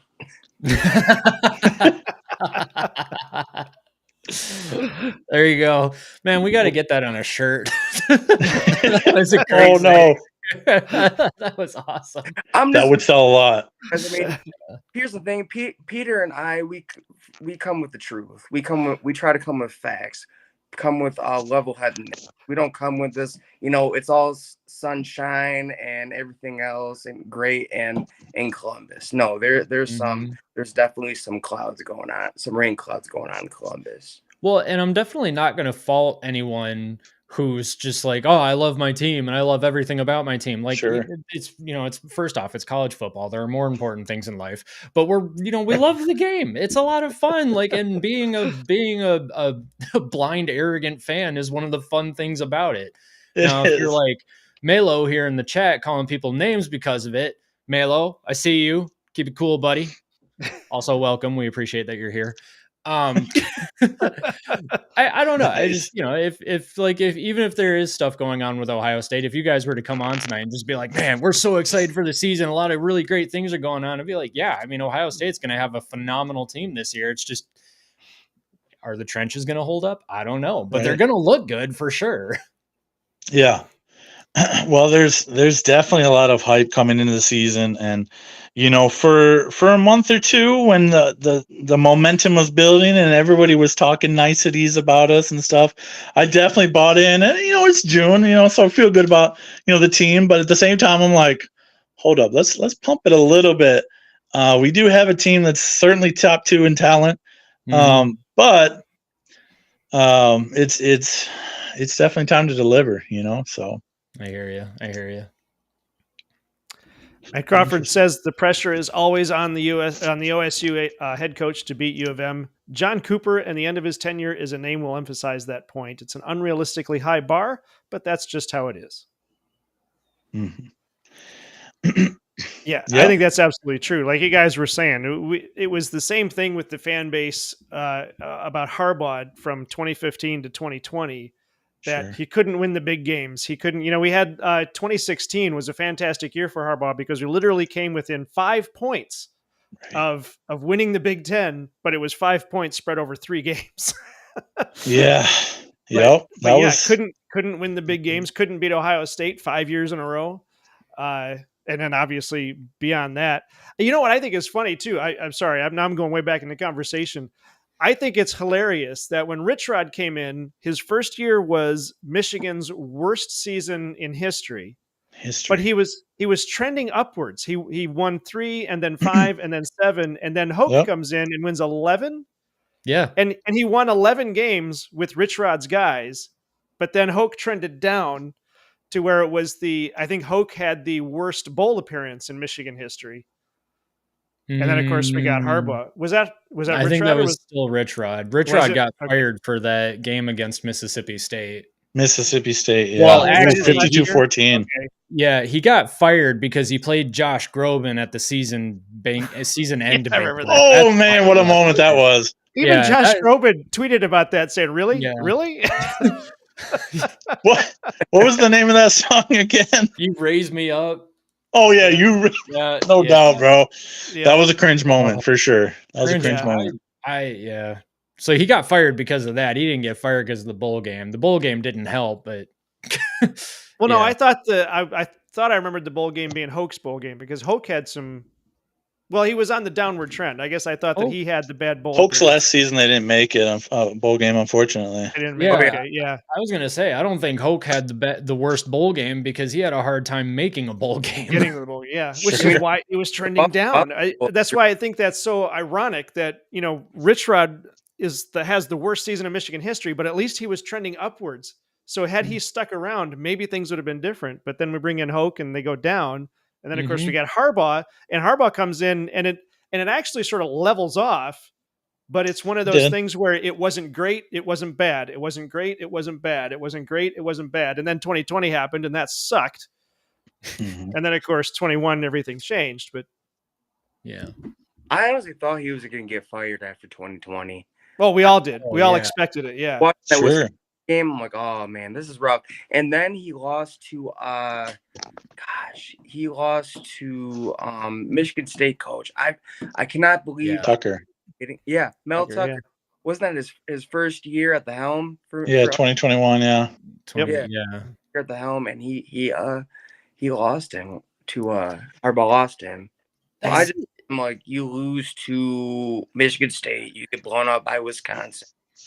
Who else did they lose to that they weren't supposed to lose to? Indiana. Yeah, Indiana. Yeah, the first time in like 25 something 29 years or something like that. yeah. So yeah. Yeah. We almost had that in 2020 also. They came into the shoe and gave us quite the scare that year. Well, you know who their quarterback was? Oh, yeah. Michael Penix. You know it. And their You know it, dude. Yeah. Say that again, Rob. Their they had two really good wide receivers. They were just off the charts. Yeah. Completely torched Ohio State's defense secondary. Yeah. Oh, yeah, for sure. Oh my goodness. Yeah. Oh, we all thought he was going to get fired after 2020 as well. I mean, that contract negotiation that they had really saved him, but yeah, that season was rough, man. Oh my gosh. Mm-hmm. Yeah. And worser? What is that? Worse. I think that's the they haven't played anybody yet. That was that's what kept getting thrown at Michigan. They'd win. Oh, but they haven't really played anybody yet. They'd win. Oh, they haven't really played anybody yet. And then, of course, you had Penn State, Maryland, and Ohio State in the last three games. And it was, well, now did we play anybody? Right. Y'all just kept on winning, man. And you rode that wave. And what a wave that must have been, man. I mean, 2014 was, I think this also plays into it, is 2014 for Ohio State, their last national championship. It was a long time ago now, not like super, super long ago, but, Ohio State fans are definitely getting sick of having to go look at that run for highlights, in deep playoff runs. And, what I'm getting tired of from the fan getting base? a little impatient. I'm getting tired from the Ohio State fan base, though. I'm getting tired of them playing the tape of the legendary 2014. Yeah, we need some new highlights. I want some new highlights. I'm tired of going back to like posting 2015, 2014, or just old Michigan games. Just like, okay, I mean, those don't even do it anymore. We're getting where Michigan was in. I mean, like I remember seeing comments on MGO blog. He's like, dude, before 2021, like we don't have highlights in HD right now that we can go watch of the Ohio State Michigan game. And Ohio State's entering that period where it's like, okay, they're stacking wins against us one after another. And we need some highlights in that game. And there's definitely some angst in the fan base. There's a lot of hope and a lot of hopefulness entering the season because so many people returned. But there's also that underlying angst, which I kind of mentioned with, if we drop a game, we'll just come right to the service. So it's kind of interesting. We're in a spot where we have one of the two best teams entering the season, but knowing that there's so much pressure on this team to perform, coming from the media and the fan base. So it's a very interesting spot. It's kind of is a boiling point, and I don't want to say that because I'm not at that point. But as I read the comments online, there's just there's some pressure. Section on Buckeye fan pages when someone's going wrong in game, it's like all doom and gloom, like someone just died. Like it's ridiculous. But here's the thing: Ohio's. It's funny. We, as a fan base, we get mad when our own fan base is critical, but when things get rough in games, they end up being critical of just everybody and just like, okay, you're contradicting yourselves. You don't like when people are critical, but when bad things happen in the game, you guys are critical about everything. I just don't get it. Sure. I mean, we were the exact same way too. I mean, every time Michigan 2022 versus Illinois, Michigan had to make that last minute drive to kick the field goal to beat freaking Illinois, and then the next week was Ohio State in the big house. Yeah, in the big house. I don't after the Illinois game, I mean, we were all like, what? I mean, Blake Corum had gotten injured. He tore his ACL, so he's out for the season at that point. JJ McCarthy looked shaky at best. Donovan Edwards hadn't really taken off yet. And Right. freaking Illinois. Right. Like, what? So, I mean, yeah, everyone on the Michigan message boards were thinking like, okay, well, that's it. Like, there's no way we beat Ohio State now. I mean, we're not about to narrowly defeat Illinois at home and then go on the road and beat Ohio State, Yeah. especially when Ohio State had national championship aspirations in 22 as well. Without question. So everybody does it. Yeah, no doubt. Secondary, Yeah.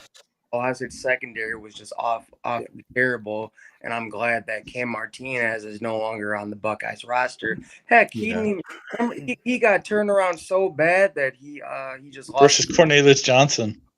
And same as J.K. Johnson, goodbye. Cam Johnson, goodbye. Just like, especially like Cam Martinez, I'll never forget that.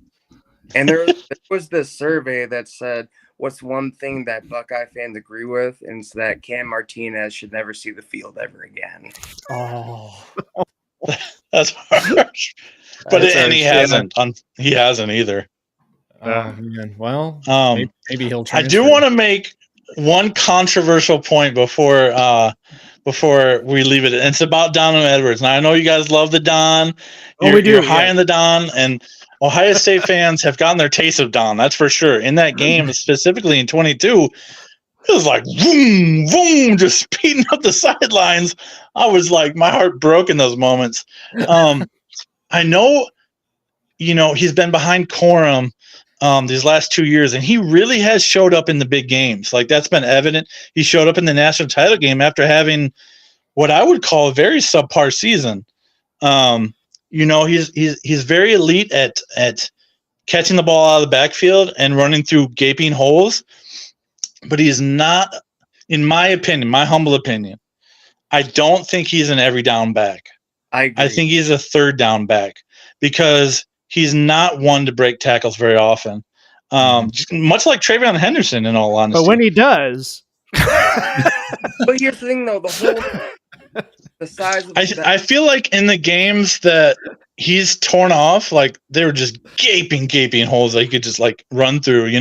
He's extremely speedy and extremely talented too. Don't get me wrong, but I feel like he's not capable of being the every down back. I think Khalil Mullins will be that guy for you this year. That's interesting. And that's a controversial point, I know, because you love Donovan Edwards. Well, everybody does. Well, yeah, but I mean, we haven't seen him be an every down back yet anyway. He tried. So you're right. He doesn't actually have that resume yet. So because that's been Blake Corum, and Donovan Edwards has been huge just because it seems like when he does pop in there that he's ripping off those big runs. Not every time, obviously, but he did have a couple of spectacular plays. But yeah, you've got a point. He hasn't proven himself yet as an every down back, so we'll have to wait and see. What were you gonna say, Rob? So I agree with Peter, and I started thinking this after I saw the TCU game where he was the main back. He ripped off like one big run, and then after that he was like non-existent, and McCarthy had to try to get it done himself. Mm-hmm. I'm like, is this dude an every down back, or is he someone who just needs the holes that a truck can drive through in order to break the big runs? And I'm gonna have to go with he needs gaping holes in order to break the run, because what I've noticed is he goes down after first contact. And I'm not talking about the Washington game where he just ran into some of his blockers and was able to cut back and go for a touchdown. I'm talking about if a linebacker or something. I'm talking about shoestring tackles. Someone's just coming to tackle him and like puts an arm out, like he's down. And I don't think those aren't the characteristics of an every down back. And even I check out Emma Goldblog every once in a while, and even they agree that Khalil Mullins has a good chance to be the guy this year.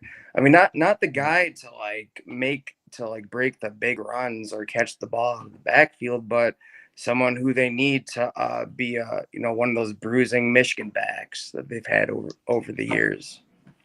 What do you guys think about that take?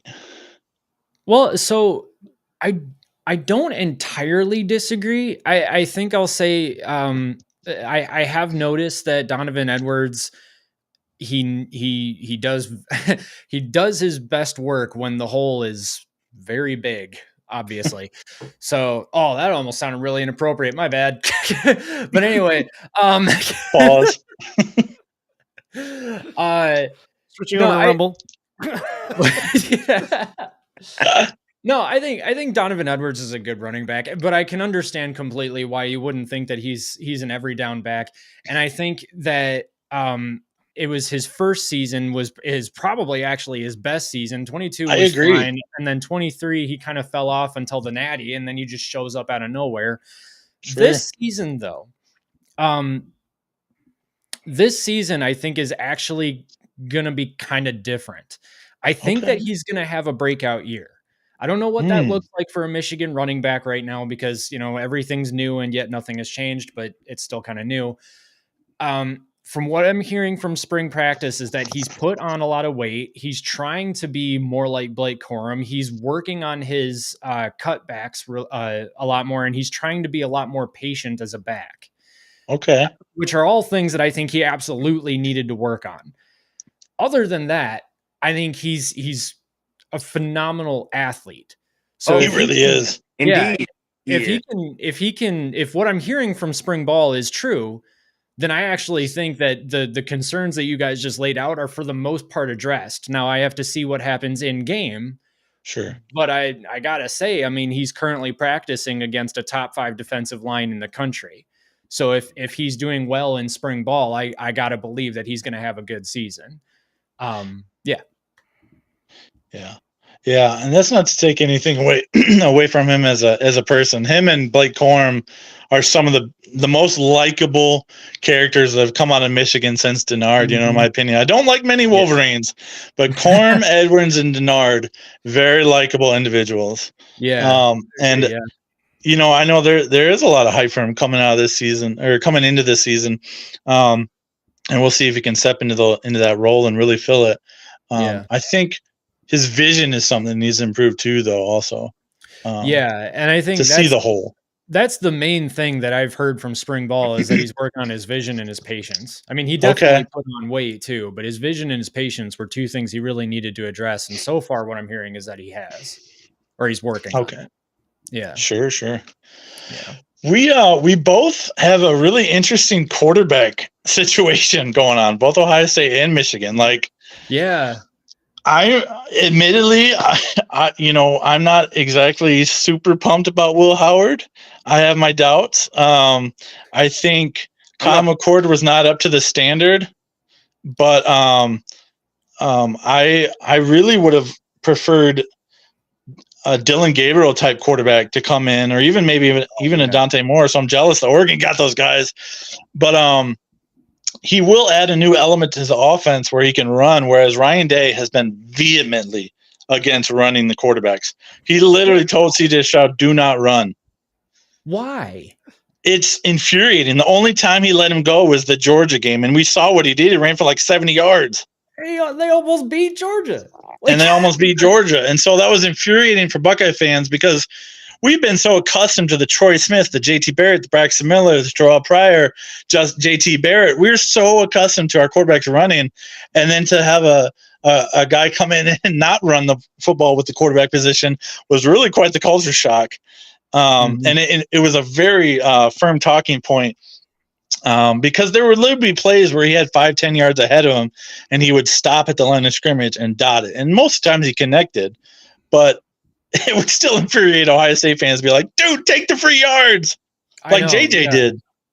Well, and that was something during the Michigan game in 22 as well, where I went back and watched some highlights of that game. And because I noticed that it looked like there were a few times Stroud had an open field. He could have picked up a first down on a couple of occasions and didn't go for it. And I'm like, that's not an Ohio State quarterback. What is Ryan Day doing? You go for it, dude. What are you doing? It's a very different philosophy, and it showed in the bowl game too, even with Kyle McCord this past year, where we play our starters a lot later into games, even though we're winning handedly most games than Michigan does. And so our backup quarterbacks specifically don't get nearly as developed or as much time on the field.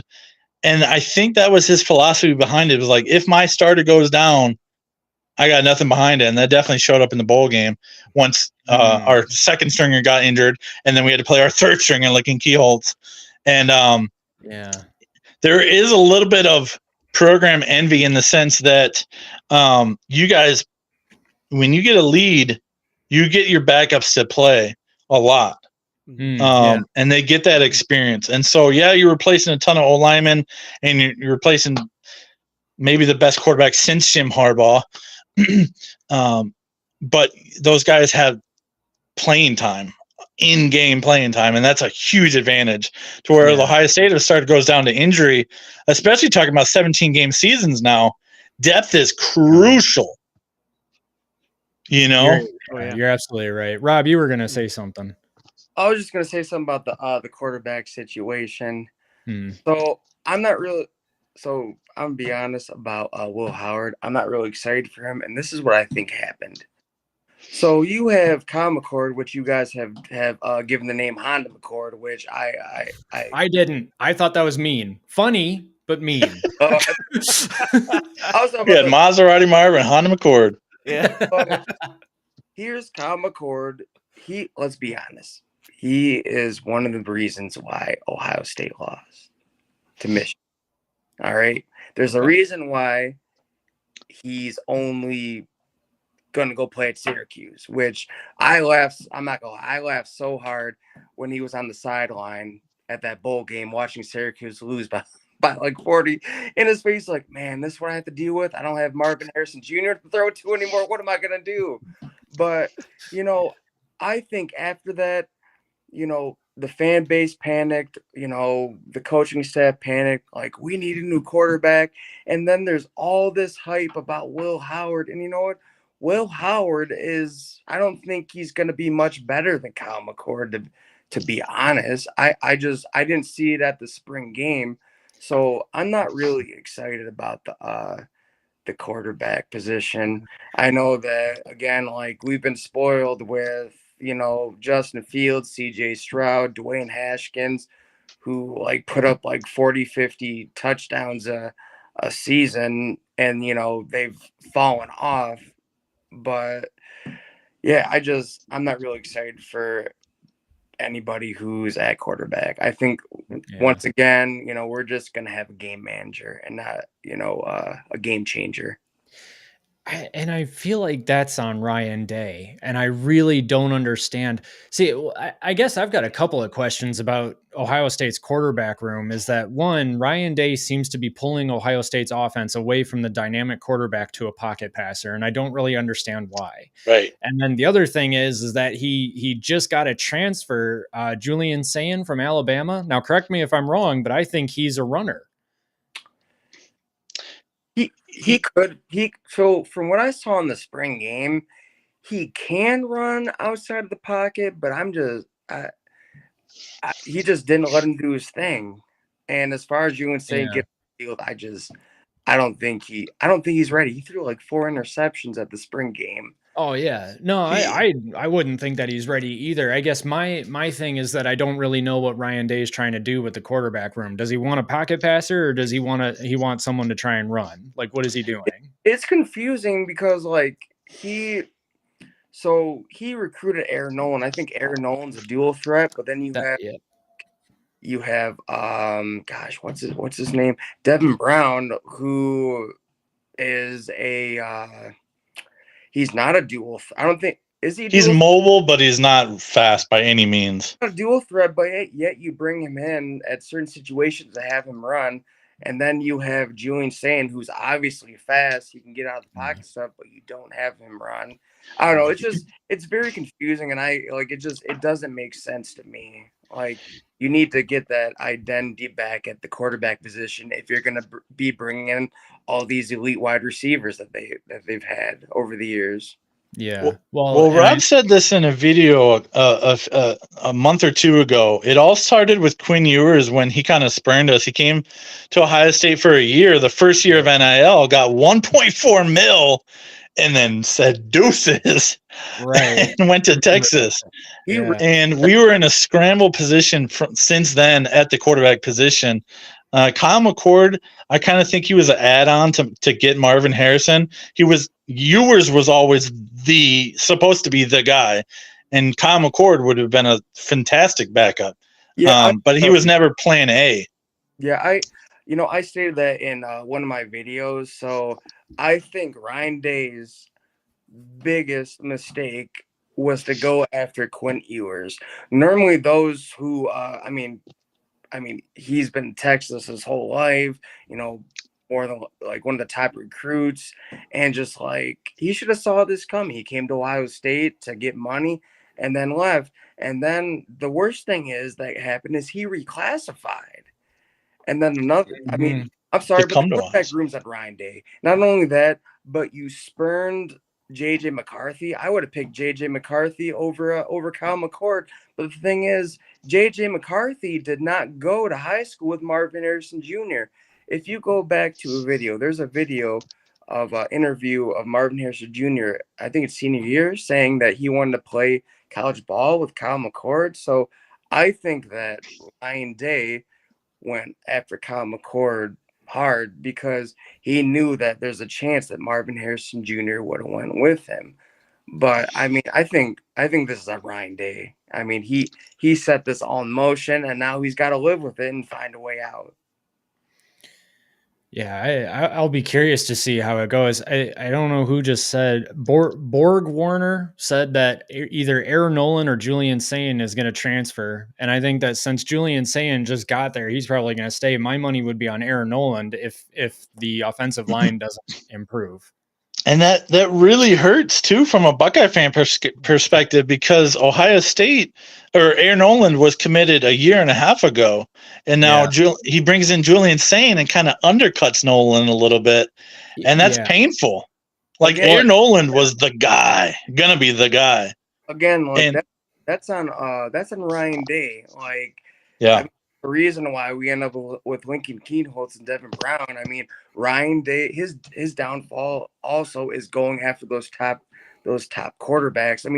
Dylan Raiola spurned Ohio State for Georgia. He spurned a lot of people for Nebraska. Yeah. But then here we are, like we don't have a quarterback, and so he goes back to Jaden Davis to basically say, hey, I know you weren't our first choice, but we need you now. And just like, no, I'm going to Michigan. And then, Aaron Nolan saves the class. And now it's just like you went out and got Julian Sayin after Aaron Nolan, like, was the guy. Like, it feels a little sick because he helped recruit so much of that class for Ohio State. He did. Wait, who? Aaron Nolan did. Aaron Nolan? Oh, geez. Okay. And so it's even another more layer where it's like, dude, are you really going to go do that to Aaron Nolan? That's intriguing. I didn't know that. So, okay, if Aaron Nolan... He committed really early. Well, okay, so if Aaron Nolan transfers, how many people follow him, you think? 0. Oh, really? Yeah, he may have recruited people, but, who do you think would follow him? Because at the end of the day, Brian Hartline's big recruiting pitch is since like 2018, 2019, wide receivers from Ohio State have made a combined $90 million plus. How are you about to walk away from being produced by the best wide receiver coach in the nation? That's a fair point. Seeing firsthand that they've had first round pick after first round pick for several years to come. So it's kind of hard to turn that down. But I don't know. Some could, some couldn't. Some could, some probably wouldn't. I don't know. Huh. Interesting. Okay. Well, I know we're coming up on time. I want to be respectful of your guys' time. Dad, how are we looking? What are we thinking? Well, I wanted to finish off with Blue Wolverine left us another super chat, which I can no longer find. Oh no! Oh, I know it's in here somewhere, but I've like lost track of where the chats are. Yeah, this chat is popping off. It's like, blowing up. But anyway, Hey. Blue Wolverine, if you're out there, thank you very much for the super chat. It was $19.99, so that's really awesome. holy crap. Okay, I found it. Yo. Hail to the victors and national champions, University of Michigan, with a Michigan logo and a trophy for $19.99. Blue Wolverine, you're just the freaking best ever. We really appreciate you, man. Thank you so much for that. Yeah, thank you very much. What I wanted to end with is there was also a chat in here. I want to just do this real quick because we're over 2 hours now. So we're going to kind of just do this rapid fire. I think it was Matt Crawford posted, who do you have, 2014 Ohio State or 2023 Michigan? If they go head to head, who wins? Pete, you go first. Oh, goodness gracious. I always agree with the fact that defense wins championships. And as much as it pains me to say, Ohio State with their third string quarterback, Cardale Jones, Mr. I don't play no school. We were riding quite the wave there and quite the momentum. It's sickening to say, but I would say probably 23 Michigan takes the edge. Ooh, Rob, what do you got? So, Peter, you talk about defense, but when watching that Oregon-Ohio State game, the national championship, Sure. they did a lot of great goal line stances. I'm talking about, they ended up kicking field goals. Oregon many times went for it in the fourth down and goal line situations, and Ohio State rose to the occasion and stopped them many times. So Ohio State had a really good defense that year, and they had several draft picks the next year who went first round. So I'm gonna go with 2014 Ohio State. I'm not being biased. I always give the truth, try to give the facts, and that was just a really impressive season to me. Really impressive run. They did beat all three Heisman finalists in that run that year: Melvin Gordon, Mariota, and I'm blanking on the last one. Alabama's running back. Oh, I think they held Melvin Gordon to like 50 yards. It wasn't Devontae. No. Derrick Henry. Derrick Henry. That's it. Yep. All right, Mac, who do you have? 2014 Ohio State or 2023 Michigan? I've got America because that would be an amazing game. Holy crap, man. I don't care who wins that game. That game would be like art on grass. That would be legendary. Beautiful. Yeah. But also 23 Michigan. All right, let's wrap it up here. I'm gonna let you guys go, but before I let you guys go, tell us again, what's your YouTube channel and where can people find you? Sure. You can find us at obviously Buckeyes Battle Cry here on YouTube and on TikTok. We go live every Thursday night at 8:30 p.m. We try to pump out some videos and shorts each week. And so, Buckeyes Battle Cry, you can find us. We have a lot of fun over there. Michigan fans are fully welcome. And, we will be as respectful as possible because you are the kings of the Big Ten right now. Bow down. You can find me on TikTok at Buckeye Rob 13, and again, what Peter said for YouTube at Buckeyes Battle Cry. We do welcome all fan bases. We have been getting a ton of Michigan fans. Ever since the start of the show, we've always gotten Michigan fans. So you guys are more than welcome. We love it. We love the trash talk. We just love the rivalry in general. We're all awesome. That's so do we. Thank you guys very much for being on. Hopefully we'll have you on again soon. And I want to say go blue, but you guys can say whatever you want back. Go Bucks and God bless, man. It's been awesome having this opportunity and just talking with you guys, getting to know you a little bit better and respectfully talking. Throw a little jab every once in a while. And it was a blast, man. We had a really good time, and we'd love to have you on the channel at some point in the future if that's possible. So thanks for having us on. We love chatting with you guys. This was a great show, a fun time. We hope to collaborate with you guys more in the future. Awesome. Yeah, same here, guys. This was a lot of fun. Really appreciate you guys coming on, and God bless. Thanks a lot. Yeah. So everybody out there, make sure you get out there and subscribe to Buckeyes Battle Cry. Give them a like and a subscribe and comment on their videos. See you guys later. Thanks for being here. See you now. Bye. All right, Mac, let's close things up here. That was a great show. I appreciated having those guys on. That was awesome. Lots of good, phenomenal information. They really know their stuff. Yeah, smart guys. Next week, we are going to have Justin Adams from Nebraska football at the Voice of College Football. Going to talk some Husker ball. See what we can work up there, if we can get any debates going. Well, yeah, we don't debate. See if we can get any trash talk going. He knows his stuff too, so we're going to have to be careful on that one.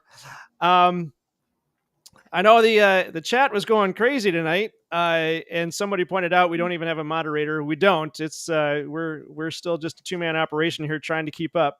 But hopefully everybody is taking care of themselves out there. This is also the first time we've ever been in a situation where we might have benefited from a moderator too, guys. Like, you guys are going at each other hard, and sheesh. Hey, Blue Wolverine is still here. Hey. Good conversation. Thank you, Blue Wolverine. What? Do you see the shaman from within? The shaman from within.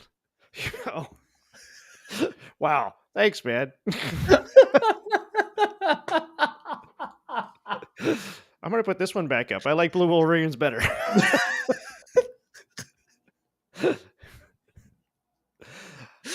All right, everybody. Thank you very much for being here. Like I said, Justin Adams next week. What do you want to talk about? Well, I'm looking at the wrong spot. What do you guys want to talk about out there? We are more than willing to look things up and see what we can, what conversation we can get going. Don't forget to give the show a like and a subscribe if you haven't subscribed already.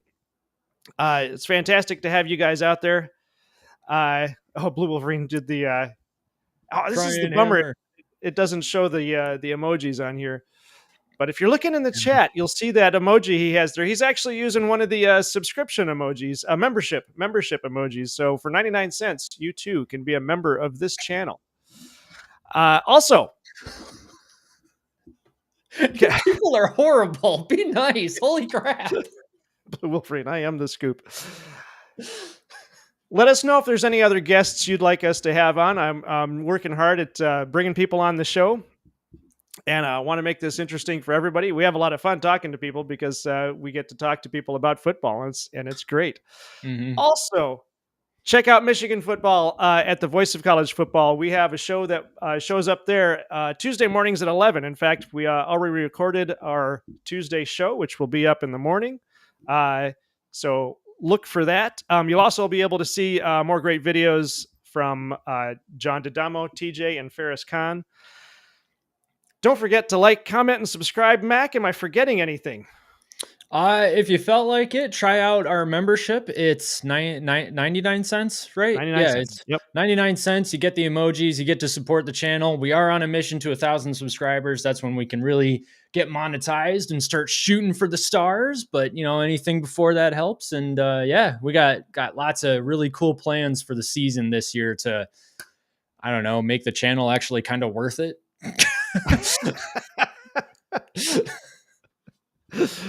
We will get there. Again, thank you, everybody. Thank you to everybody who subscribed. Thank you guys for hanging out and chatting with us. And thank you to everybody who treated our guests with respect. Those of you in the chat who did not treat people with respect, whether it was your team or not your team, I just don't know what to say about you. You guys, you need a life.